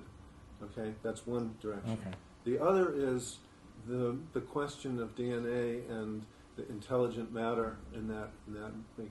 As soon as that can of amethysts is opened up, the question of the scalar relationship to what's happening materially in the body becomes enormously a problem. Because you say the body, you say, okay, we've gotten rid of this self that's in there, and what's in there is what's inside the skin. But that's not clear at all. The surgeon sees one thing, the cutter up of cadavers sees another, the biochemist enters at another scale, a person who's dealing with the way in which the body is destroyed by radioactivity is another scale altogether. Right on the horizon today is the whole question of microtubules, which are these little things inside the cells which are actually do react at the level of quantum stuff. So the whole mess of quantum reality comes in. So there isn't any way around the idea that if you're going to talk about something that is rational on all of these different scales, like proportionality, the question of what proportionality is becomes the issue, and I assume that that's where you go. I haven't quite grasped what you do. Okay, but I think that's correct because certainly the thinking now occurring when it gets to into that neighborhood is focused on the kind of the perfect proportionality of existence. Now, again, it's like the moral highway that you might go down to explore if you start with the principle that the equivalent, if I put it this way, of the Kantian notion of a categorical imperative in the thinking now occurring, the equivalent of that is the actually existing other. Okay? Well, there's a lot more that can be pursued there, and I think analogously, the notion of the fundamentality of proportionality, all right, is in that sense a starting place. But this thinking, the fundamentalness of the thinking as a whole, is at least for the time being satisfied with getting to that fundamental structure, right, without necessarily applying it. This just immediately appears that it seems that as soon as you're at that level, the entire Platonic matter starts to spin again. Why Platonism has reasserted itself again and again and again and again throughout the history of the attempt to have philosophy. Okay, but I think the logical chapter will answer that particular objection because that's another form of idealism, right? Yeah. The first thing you said, I just want to make note of the first thing you said, while you were saying what you were saying about the ineffable as a kind of positive notion, I took you to mean as a kind of the positive and, as it were, correct stance toward something that might appear on the horizon. Well, even appearance isn't it. It's something that percolates from within that which allows appearance to appear, that simply gets shut up as soon as at that site you start being reasonable. Well, as soon as you as soon as you apply representation, you do what the mind as soon as you speak too quickly. Well, okay. Maybe. And so, but anyway, I was thinking in my own terms, that is in the thinking of terms of the text, I was thinking precisely of the not yet issue, right? That's touched on but not explored, right? Meaning that part of the openness, part of the lack of a container on any level of this thinking, whether it's an ontological or cosmological or epistemological, there's no container, there's no containment, and that is a kind of radical openness, and therefore, in principle, it's possible that something that now, sounds strange to say, that now doesn't exist, will exist, right? So I think the reconciliation of what I was saying to you before and the thing that Chuck is calling attention to is when I say that there's nothing ineffable, what I was focusing on was there's nothing that actually exists, here and now, as it were, you see, that cannot be said, in principle. What doesn't exist, but what might exist, then there's nothing to be said about that now. Something like that. I don't know. Before you go on to the logical chapter, since I'm absent here, right? Yes. I think when Nancy may have accused you, in my book quite rightly, of being a mystic, I was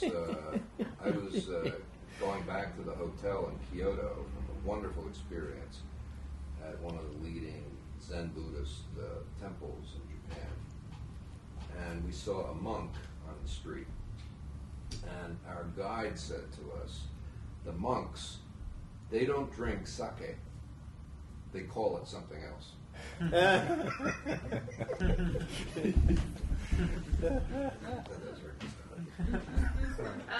I want to turn over right away, but I want to just call attention to something I alluded to last time on page 251, the last page of that chapter, just about the middle of the page, where again I'm making the American reference, probably starting the sentence maybe a quarter of the way down the page. This unum, identically the Passion of Christ, the cathologically new revolutionary metanoesis, the inversion itself, repeatedly new existence, which goes back, it's another way of phrasing something I was talking about some meetings back about the absolute repetition of existence and the thinking now occurring.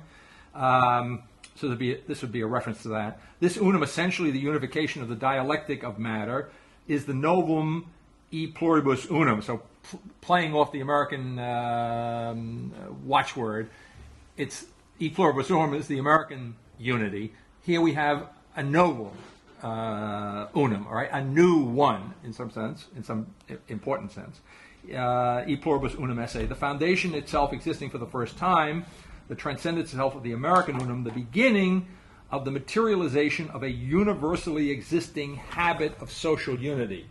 And I think that's about as close as I get to being concrete, but that has a concrete resonance to me when I reread it, especially in the light of the world in which we're living here and now today, compared to the whatever, God, I don't know what year this was, right? 10, 15 years ago when this text was formulated, right? It seems to me that what we're experiencing right in our face is the ongoing materialization of a universal, right? Of a universally existing habit of social unity, which is not, see, in other words, and this is not a Pollyanna-ish, and it's not a notion. See, it's not idealistic. In other words, it's saying this is the reality, and it doesn't have to be all pretty. So the creation of this universal globalized habit of social unity is a work, right? It's something that has to be done. It's a labor, to put it in Marxist terms, right? Not necessarily a labor at the end of a gun, although that's maybe some of the inept forms of it, right? But nevertheless, it's a struggle, right? It's a work in that sense, and therefore the reference to the passion, which came up as a question many meetings ago, the passion of Christ and so forth, is relevant here, right? There's a certain suffering, there's a certain effort to this constructive reality, right? So in other words, it's not magic. Okay, I guess would be the notion. And I was thinking about this is purely parenthetical, but I was just struck by this. And then we're going to go to the logical digits. I want to get to those logical digits. I was struck by this Geneva Protocol. Are you familiar with you know what I'm talking about? The Jews and the Palestinians who got together unofficially and created a peace agreement. But I mean, the whole point of it being in detail. They solved all the problems, at least on paper, provisionally. And the thing about it was, I was listening to them describe what they had done, and what they were saying was that, in effect, I think this is a fair recapitulation of what was said, is that they worked out, they negotiated over several years, I think it's been going on, what was it that each side needed. I don't know whether they use the word minimally, but what was the minimum that each side needed? And they put it together an agreement that gave, so they gave the Mount, what is it called? The Mount of the Rock to the Palestinians. Because, see, that's why Yasser walked out of Camp David. Not because he was an idiot, because there was a minimum that wasn't being met. See? And okay. Anyway, I don't want to go into the peace agreement, but the point being, it just struck me. Now this is very interesting. What was also interesting is that these are unofficial. Now these are people who are very experienced, right? They were all former government on both sides, right? But the point was that this was an agreement in principle on paper by experienced people operating as persons, to say. Now, I don't, I'm just saying, just a kind of an indication. I don't want to put any weight on it because I don't want to get shot down. But in other words, I don't shoot in this territory. but I'm just saying, so in other words, this, there are signs, right, that there's some habit of social unity materializing in the world. Right? There's a very, very, very interesting monograph by a woman. Oh, and the manner, right? Each side doesn't get more than it needs, and it doesn't get less than it needs. That's quite an achievement, by the way. And it goes to the notion of absolute particularity. To say, it goes to the notion of what is the moral imperative. It's the objective understanding of the, I want to say, I don't know it's the right word, but as it were, the mutual otherness. The real mutual differences which are not essentially oppositional. Right. In principle. That's it. And I thought to myself that these guys may be actually working this out. Yeah. There's a very interesting monograph by a woman named Elaine Scarry, professor at Harvard, about what went on the plane on 9/11, the one that went down. And the tremendous amount is known because of all of these phone calls. In Pennsylvania? Yeah. Yeah. And the point about it is the nature of defense when defense is conducted by individual persons in a concrete situation, creating what can be done. The way in which the decision to down that plane actually occurred, as opposed to all of the mechanized cybernetics that didn't work to get the planes out of the air in terms of all the billions of dollars that is spent in order to get speedy responses that weren't able to respond at all. So I think the whole mess is actually in that contrast there. The whole question of the way in which globalization might be. Well, one of the things that globalization is doing is it is bringing to the fore, at least as a practical possibility, the real effect of persons as such. Mm-hmm. And even it struck me, I heard this speech. I guess I must have heard it. George Bush Sr. gave because the president, I think, every year for the last probably since the Second World War, probably since the UN was founded. The president goes there every September and makes a speech. And Bush, I think, the Bush Sr. in his last year in office, I believe, but it may not have been his last year, it's not important, gave a speech at the UN. And when I heard it at the time, this goes back, it's like 80 or 90 or whatever it was, 89 or 90, it just struck me that he actually says in the speech, I have since researched it, looked it up to make sure I didn't mishear him, he actually speaks of the New World Order, which was his favorite phrase, which I have no problem with, except that it wasn't essentially so. He actually speaks of a unification of the world in terms of what he calls, I see it's a little bit ambiguous because if you're Hegelian, you'll read it one way or another.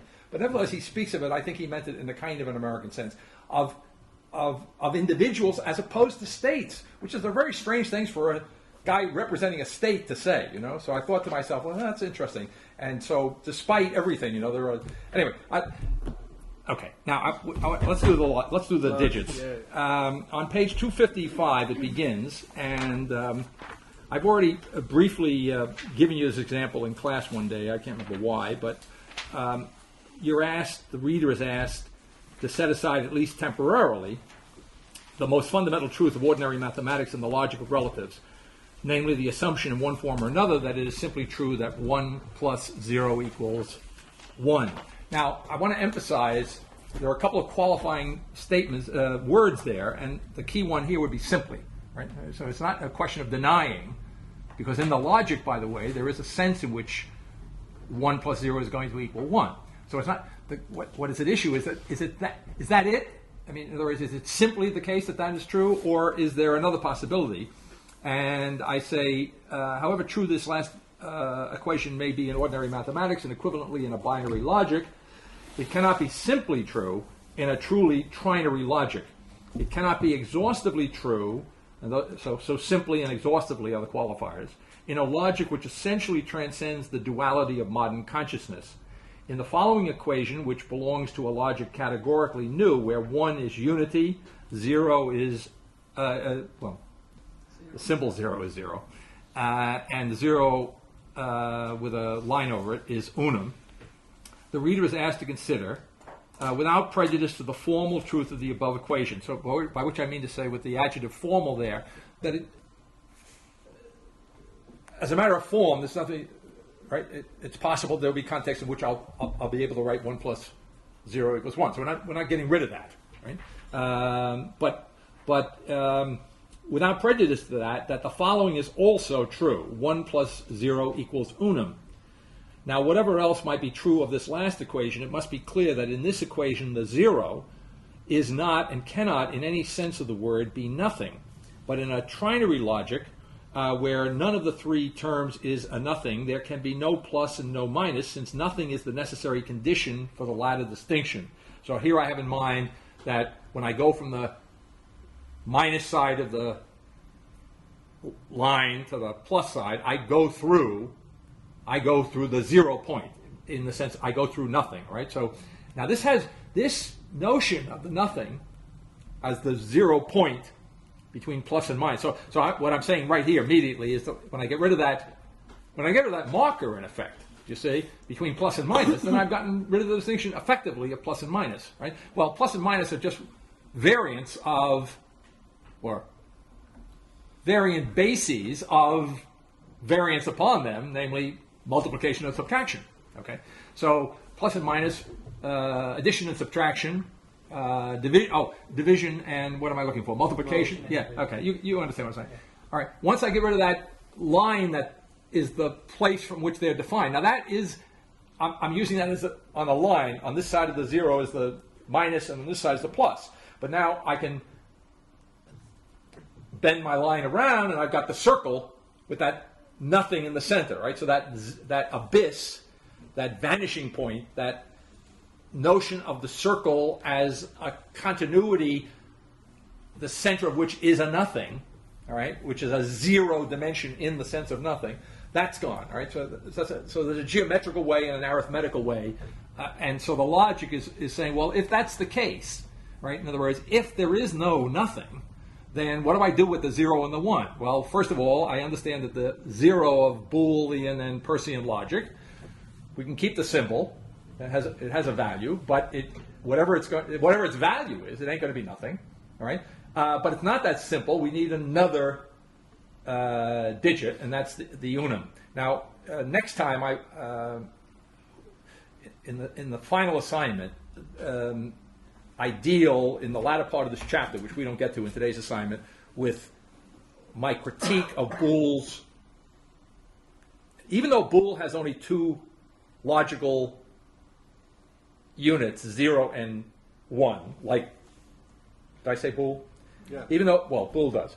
And so does Peirce. Peirce doesn't change that. But Peirce complicates things tremendously by being able to add them together, as I think I've alluded to before. And Peirce understands, as we'll see in the concluding part of the chapter, that his logic of relatives, which you can understand this in the larger picture that I've drawn for you of Peirce, that his logic of relatives, as over against what he understands to be Boole's logic of absolutes, in effect, right, is in my language, I think he would probably use the word ternary. I don't remember what word he uses, but it's another word for trinary. I like trinary because it reminds me of the Trinity. He thinks he has a ternary or trinary logic, and he is at pains to show how that's the case, and I do a critique of that for next time, okay? The basic essence of the critique is not that in one way or another, Peirce wasn't thinking in ternary or trinary terms, even though, by the way, he never got so far as to create an unum, right? Although, by the way, the symbol unum is borrowed from Peirce. I mean, a completely new meaning. But he has the symbol in his stuff, but it's not in his catalog of operations, right? In other words, it's not on a par with 0 and 1. Okay. Oh, and now that I'm saying that, and why it isn't on a par, and why his logic is some kind of a ternary logic, is because, going back to his critique of Hegel, he's got three categories of his phenomenology that cannot be collapsed, and two of them are absolute beginning and absolute end, absolute first and absolute second, and that third is the relation, the thirdness, the being in the middle, right? Where, by the way, we're always in the middle between these two outposts, which we never, right? We can never get beyond the middle to the outposts as absolutes, but the middle is always relative, right? So what I'm getting at is that the relative logic of Peirce and the notion that his logic as a logic of relatives is in some sense ternary or trinary, right? That's there in Peirce. So what is the critique of that, which I'll go into more deeply next time? It's that, yes, it's ternary in the sense that he's got three somethings that he's dealing with, more or less explicit depending on what page you're on.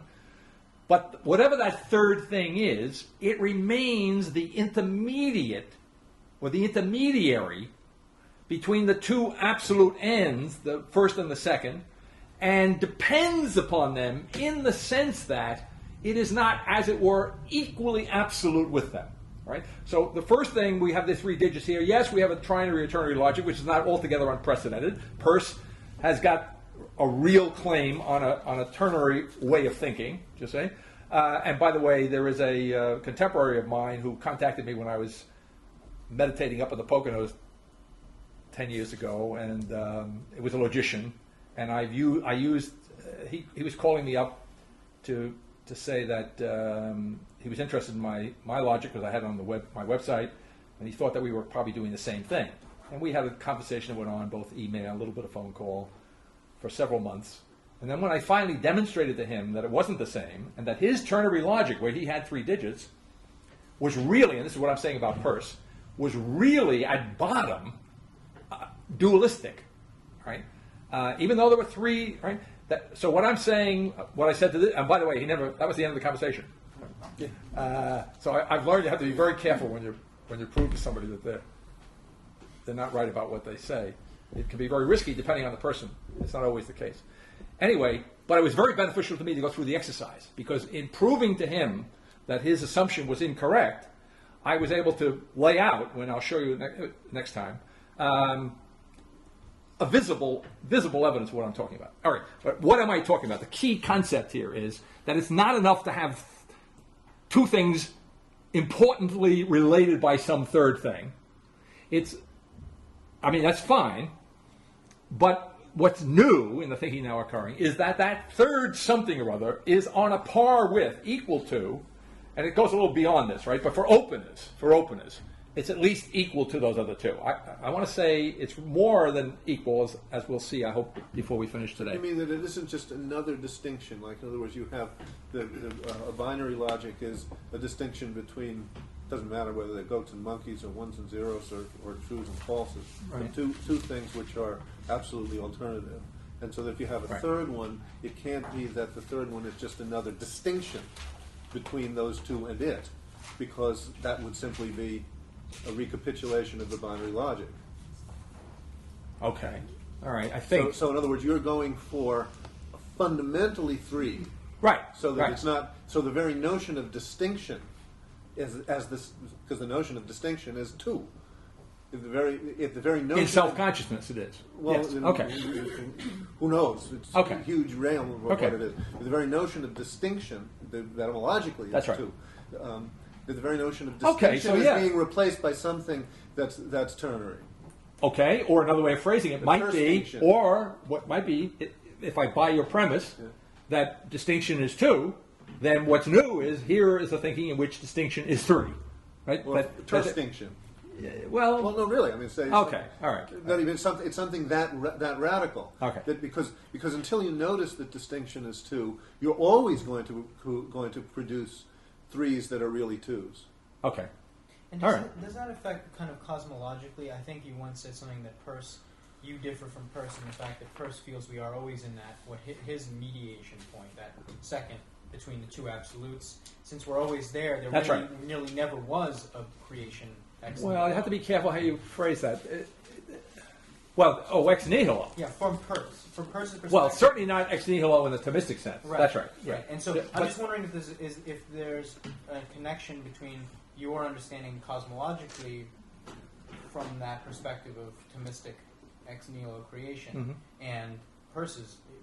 I think you once said something like Peirce is always in the middle. There never was a beginning point, never will be an end point. We're always in the middle because we're thinking. But our thinking, right? In other words, our thinking about, as it were, the absolute first and the absolute second,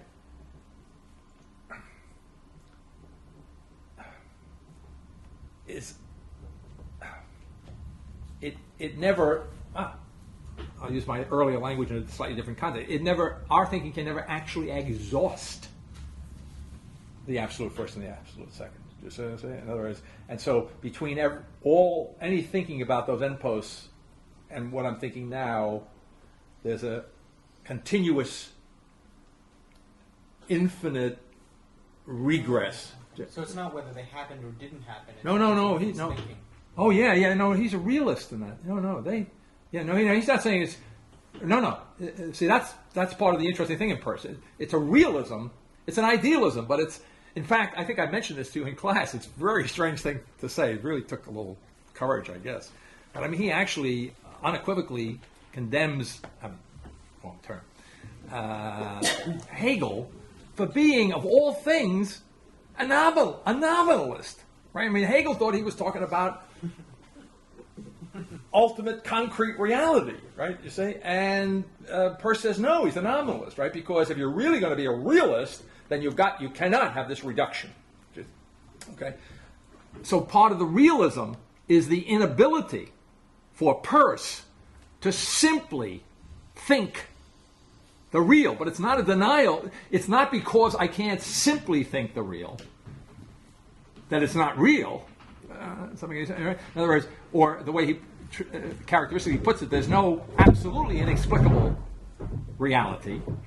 But he neither wants to say, he doesn't want to see, that's why he's a middleman in many senses of the word. He neither wants to say there's no reality, right? Nor does he want to say that reality is absolutely explicable. He's in principle, he's in the middle. We are in the middle, right? So if reality cannot be said either to be or not to be, as Parmenides would want it to say, if we flatly deny it, as Peirce says, and if for us we understand that insensibly as it may be, being merges into nothing, right? Then reality is, there's nothing that is simply real, and there's nothing that is simply unreal. There's nothing that is, so he's on the way here. So he's on the way. There's a kind of, it's not like he's going to get beyond being on the way. Talk about the journey, right? It's a journey without an end, okay? It's being on the road. Was it Kerouac, right? The American consciousness is on the road consciousness, okay? And it's in principle, it's on the way, right? And it's not that it's making no progress. It's not that it's spinning its wheels, right? And by the way, I say American consciousness, but in other words, consciousness and reality, as American consciousness embodies it and understands it to be the case, it's not that human consciousness is spinning its wheels, but it's on the way, and it's in principle on the way. So it's making progress. There's a general tendency, but the progress is, as it were, unending progress in that sense. Okay, now, I don't know what triggered all that. Was it observation or question? Or? No, it was just the Peirce thing, but we can drop that. Okay.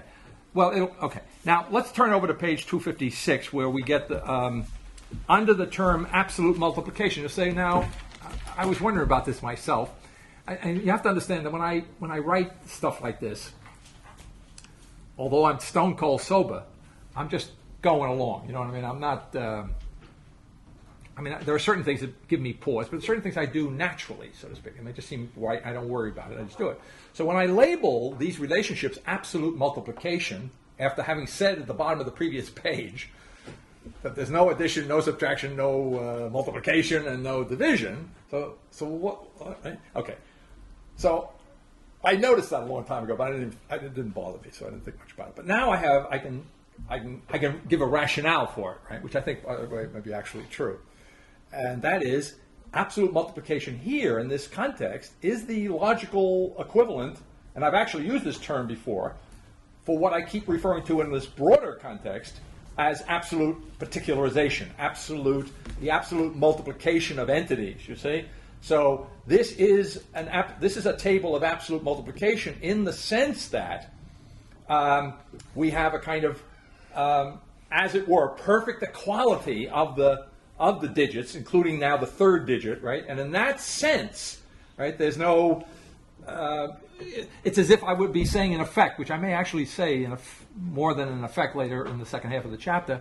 It's as if what I'm saying about Peirce's logic is that it is precisely not an absolute multiplication. It is or it's not an absolute relativity, right? It may be an essential multiplication in some sense over against Boole, but it's not absolute. It's not unqualifiedly so. It's not absolutely the case. Yeah.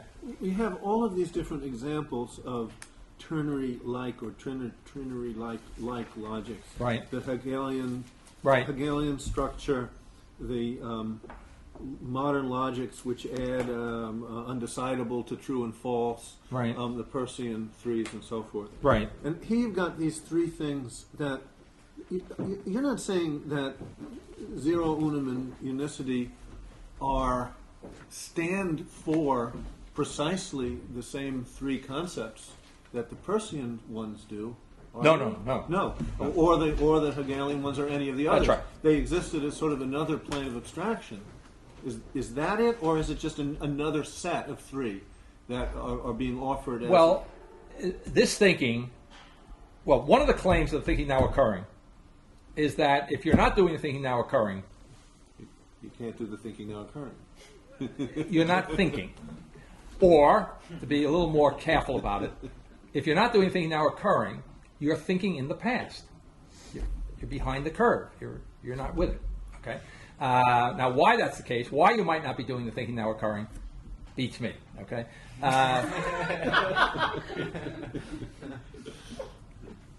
So anyway, I think to answer your question, what I want to say is it's not just that this is another set to be added on to the previous sets of threes. So, Okay. that you would need another generalization to talk about them. Right. This is a set that essentially replaces all the other threes. those other threes. That's right. Yeah, something like that. Now, Shouldn't this be called absolute permutation?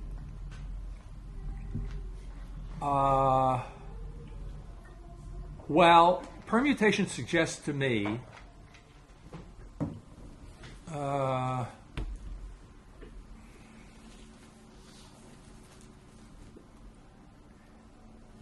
although I sometimes use this similar terminology, it's like transformation. Permutation suggests something that remains the same in some core sense that goes through different permutations, different transformations, different Restatement. moments. And so, Reordering. right. And so so it would not be that. That's right. So the difficulty here is that these three differents, TS, like difference, is identity. The three differents are identical without being the same, which I think goes... Okay. Now, let's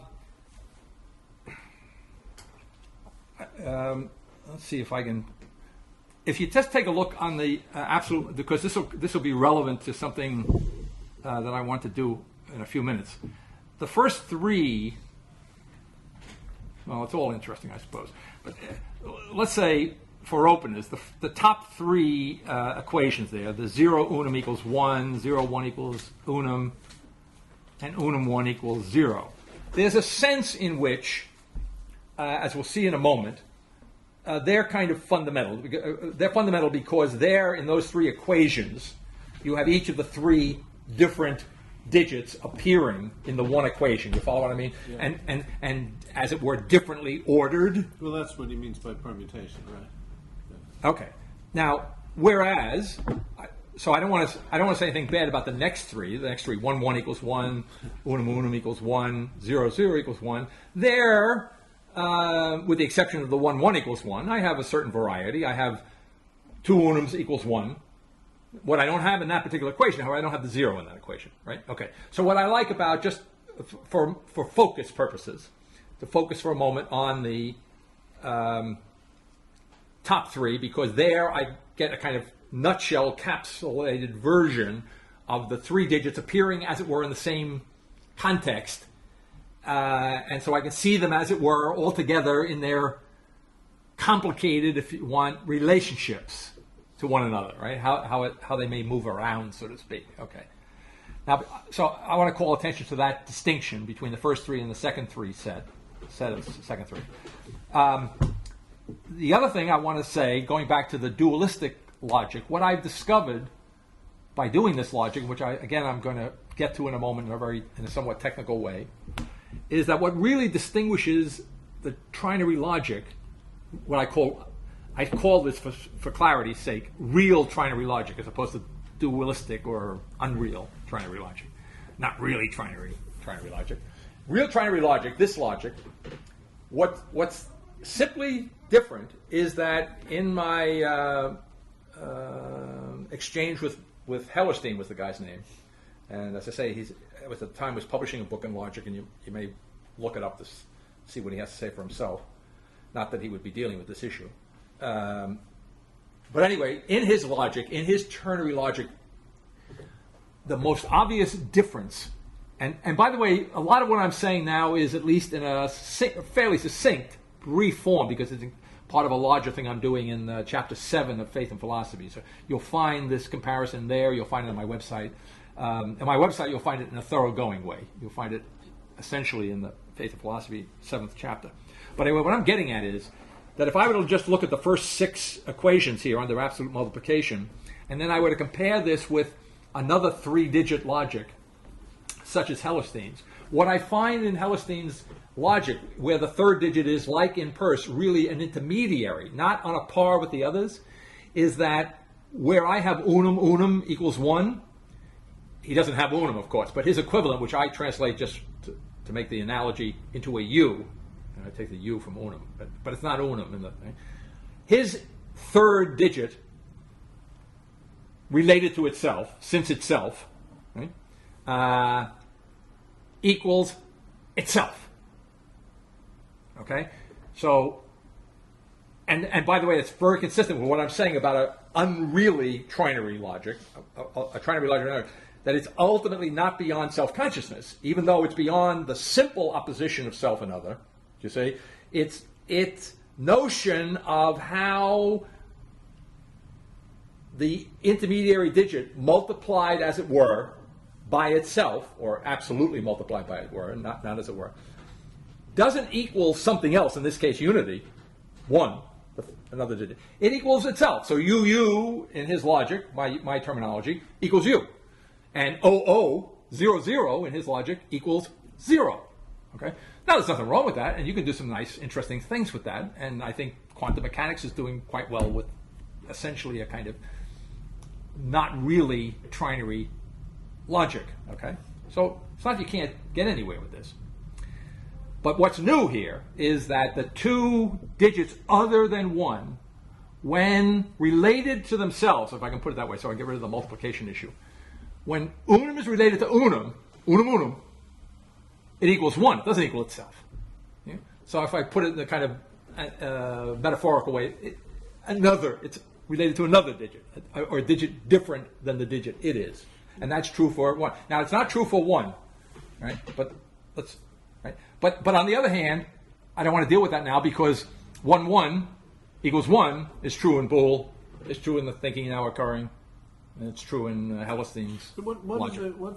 Is there criteria for these? That's what's so puzzling. Okay. Beyond the first 3. Okay. Why? Before we go beyond the first 3, could I just ask, is there any significance to creating these equations in this order? Could you, if you take the very first equation, Right. suppose you said 1 equals 0 unum. Does that change anything? Oh, you mean just flip the right and left-hand sides? No, that doesn't change it. No. I thought you were going to ask a more interesting question. No, I just That's asked an important question. That's important. Yeah, okay. No. Pardon? That was an important question. Okay. No. Whether you go Yeah. unum 0? Well, Yeah. before we start slipping down this Yeah. slope here with the Okay. females, just to be absolutely clear that it doesn't make any difference if we reduce, and we say 1 equals 0 related to. I suppose you prefer that to multiplied by, right? I don't really care. I just don't want to confuse you. I mean, multiplied by, related to, since, It's, I'm using width sometimes. Width is good. Yeah, width is good. makes me- Yeah, that's good. I like well, that. that's, it relates to withstanding. Okay.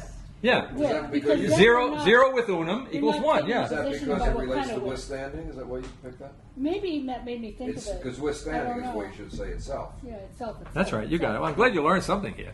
Well, what about I'm reversing the just 0 stating and the what, unum? it doesn't make any difference to me. I'm just stating. I obviously it doesn't.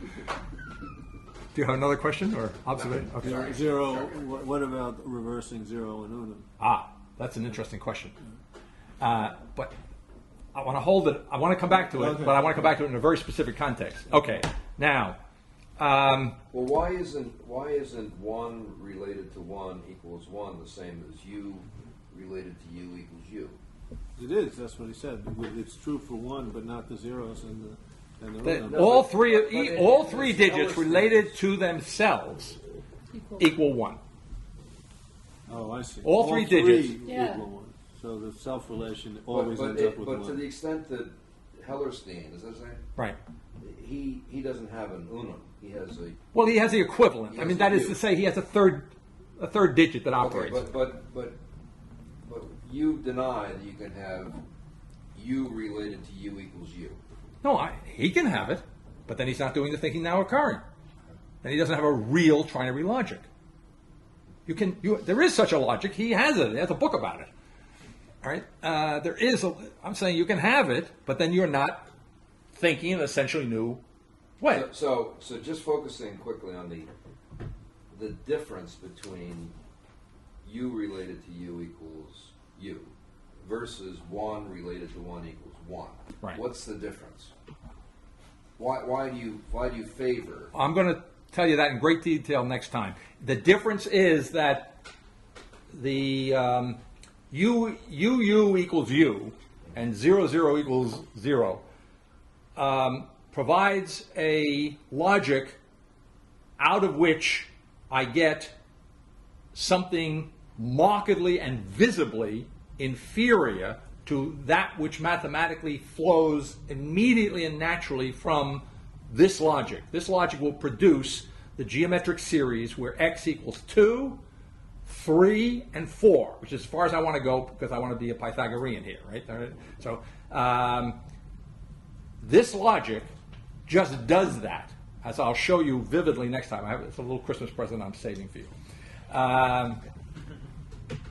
So it makes a the short answer is it makes a practical, tangible, intellectually, visibly, mathematically tangible difference whether you have an apparent difference where there's no difference between appearance and reality. Okay.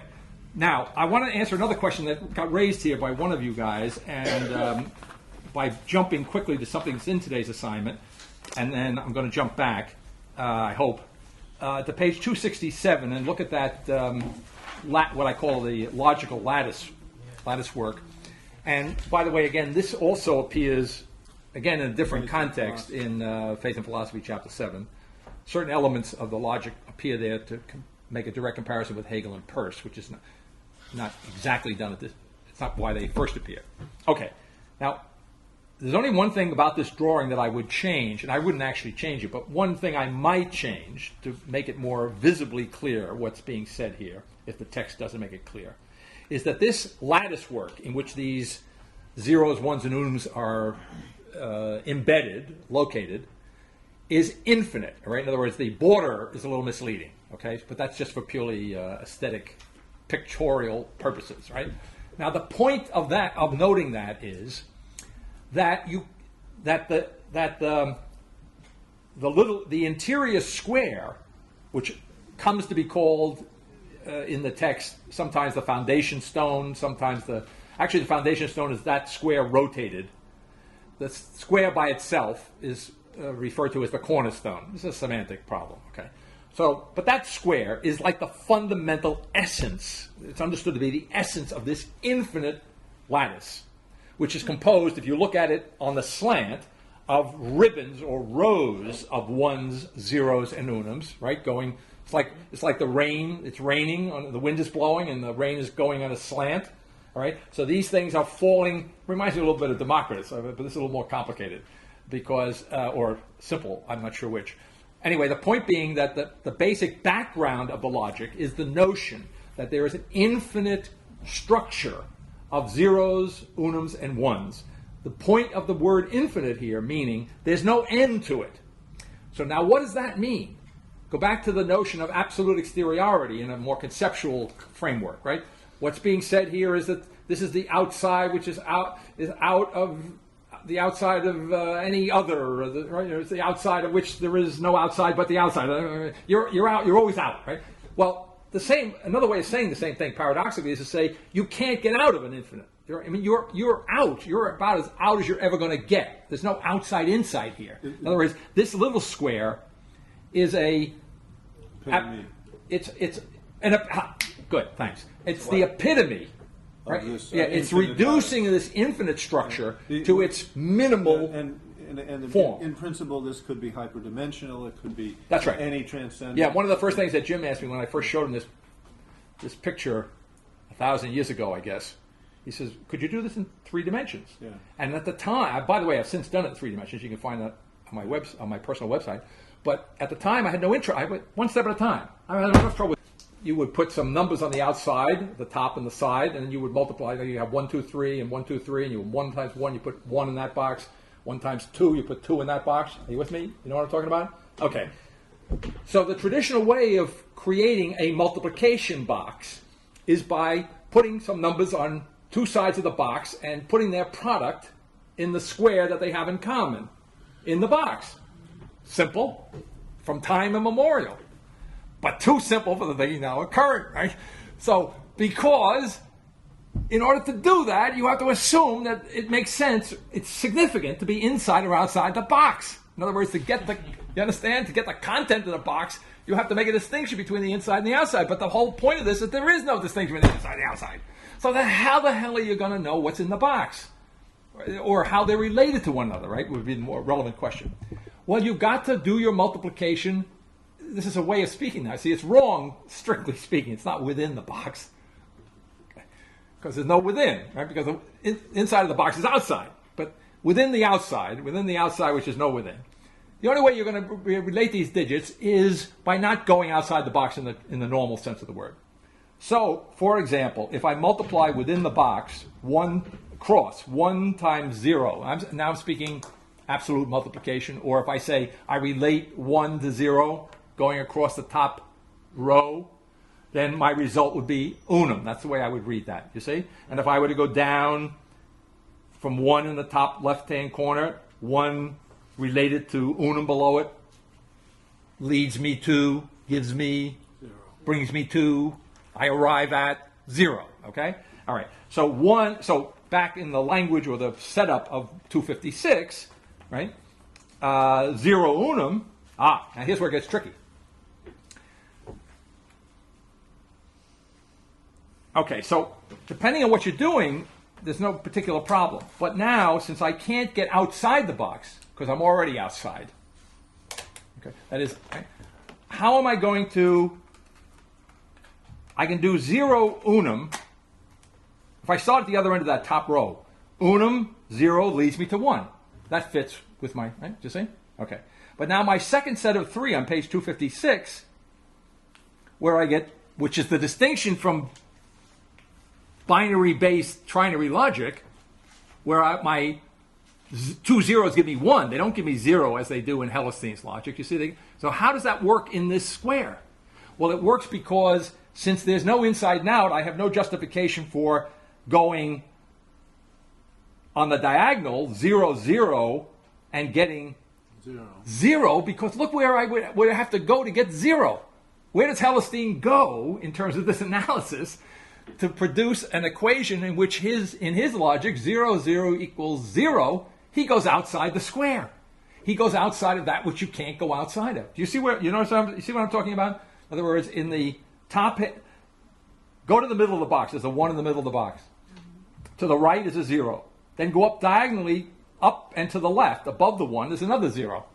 So if I'm performing the same procedure, 0 related to 0, and I'm looking for a result, I'm either going to get no result, or I'm going to have to go outside the box and I'll get the 0 that Hellerstein gets. So there's no contiguous move that will get a 0. Correct. 0, 0 will All right. get 1, or 0, 0 will get There is a move that I can make, however, without going outside the box, which requires me to follow what I characterize in trying to describe this as the line of least resistance.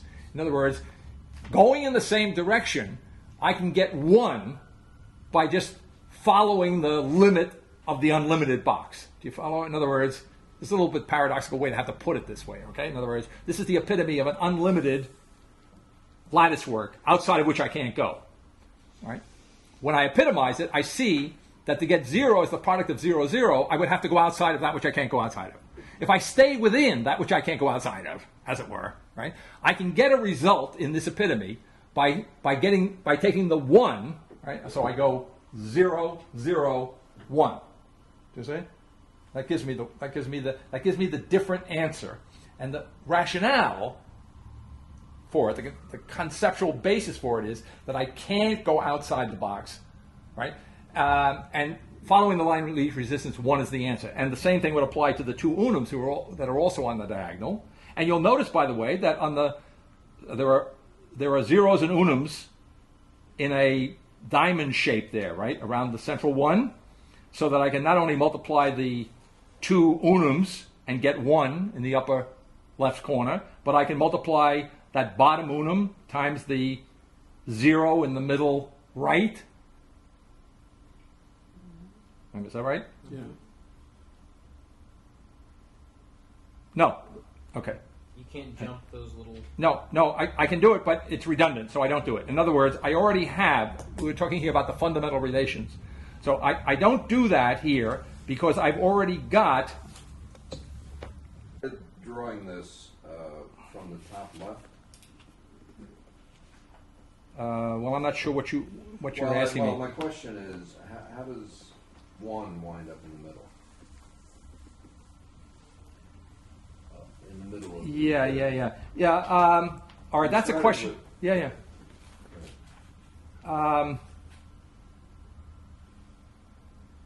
Well, I would say this relates to something else I want to cover. I don't know if I can do it in a few minutes, but maybe I can. In one sense, you could say, well, it's an arbitrary selection. In other words, you could shift your box over, and you would have a diagonal of zeros. You can move it diagonally. Whatever. Yeah, you could shift it around. This is infinite. If you move so it, this is just if you a move it, section. if you move Yeah. it left or right, you start getting the foundation stone. You get the rotation. the rotations. Okay. If you move it diagonally, you get the same one. So it's really that you start with the cornerstone and you build the Right. rest around it. But the question, I think, if I'm hearing the question right, but why start there? Okay, I think it's something like that. In Rule 5 today, there is a very important passage that I was rereading in the context of everything we've been doing there, and it's on page 262, where I'm pointing out in 262 that there's a perfect rationality of the order of the beginning of unity manifests itself in the interrelationship of the pairs of the factors 1, 0, and unum. And what it boils down to, let me just distribute this quickly and so make it easier to talk about. Why don't you just take one and pass them around, please?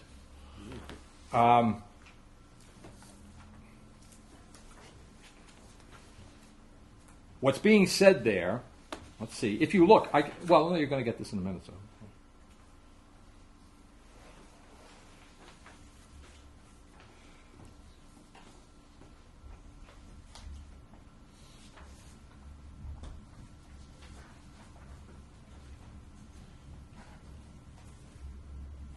I should have split them up.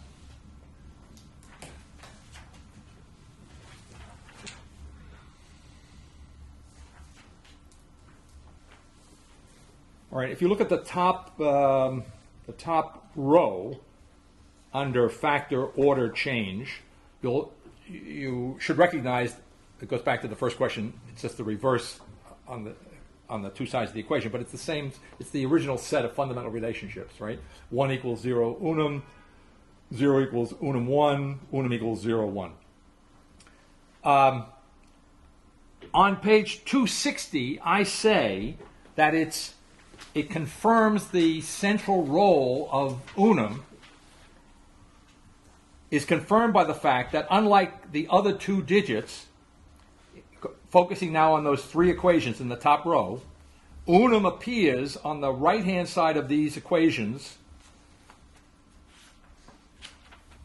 in the equation equal to 1, it appears as the second digit, and in the equation equal to 0, it appears as the first digit. All right, and since it's defined in the third equation as 0, 1, what I say on page 260 is that it is the middle digit that actually establishes the order of the digits, because it's the only digit, I say, that is the first digit in its first digit. In other words, 0 is its first factor. And when I look at the definition of 0, unum is the first factor in the definition of 0. And when I look at the definition of 1, I see that unum is the second factor in the definition of 1. And that corresponds to the fact that 1 is the second factor in the definition of unum. What is? I'm not getting a sense of factor. I'm sorry. The fact 0 and 1 are factors of unum, like 2 and 3 are factors of 6. Given that correction, that formula, if in the first formula 1 equals 0 unum, then 0 and unum are factors of 1. 1, right? Okay. Does everybody understand what I've just said? No. All right, I'll say it one more time. Yeah. So when I look now at unum equals 0, 1. The two factors of unum are 0 and 1. And when I look at the factors of 0 right above it, I see that unum is the first factor of 0. Well, where are you reading from? I'm reading from here, from the page I just handed out. Okay. So looking at the bottom one of the first three, the two factors of the first factor of unum is 0. Right. And when I look at 0, which is the first factor of unum, it's 0's first factor is unum. So that's neat. I'm saying that's neat. And when I look at the second factor of unum, 1, when I look at its factors, son of a gun, unum is the second factor of 1. So I'm saying, you got it? Are you with me yet? Yeah. I'll do it one more time. If anybody, I have no problem doing it. I can catch up later. I don't get it, but I can ask for help later. Well, I'll show you the contrary. When I look at 1 as factors of the other two digits, it's in the same place in both other cases. It's the second factor of the other two digits. Okay. So And 0, right, is the first factor of its other two digits. It's only unum that is in a different first, second position in its role as factor of its accompanying digits. Do you see that? So I said in the book, there's evidence that this is the unum contains the structure of the order. It's not a simply arbitrary selection of the order, right? Okay. But then when I was reading it, I asked the question that's analogous to the one that Jim just asked. I said, well, wait a minute, Dave. You're the guy who defined on opening page there with the absolute multiplication. You defined the order of the factors in the definition of the three basic digits. What if you had changed the order? What would happen? So I was trying to blow a hole in my argument. So what happened was, this is what happened. So the only way to find out is to rearrange, to exhaust all the possibly different ways of ordering the factors for the three digits. So if I have 3 sets of 2 factors, I get 8 different possible arrangements. The first one, which is the fundamental one, the given in the text, and then these 7 variations. Okay? Now here's what's interesting about it.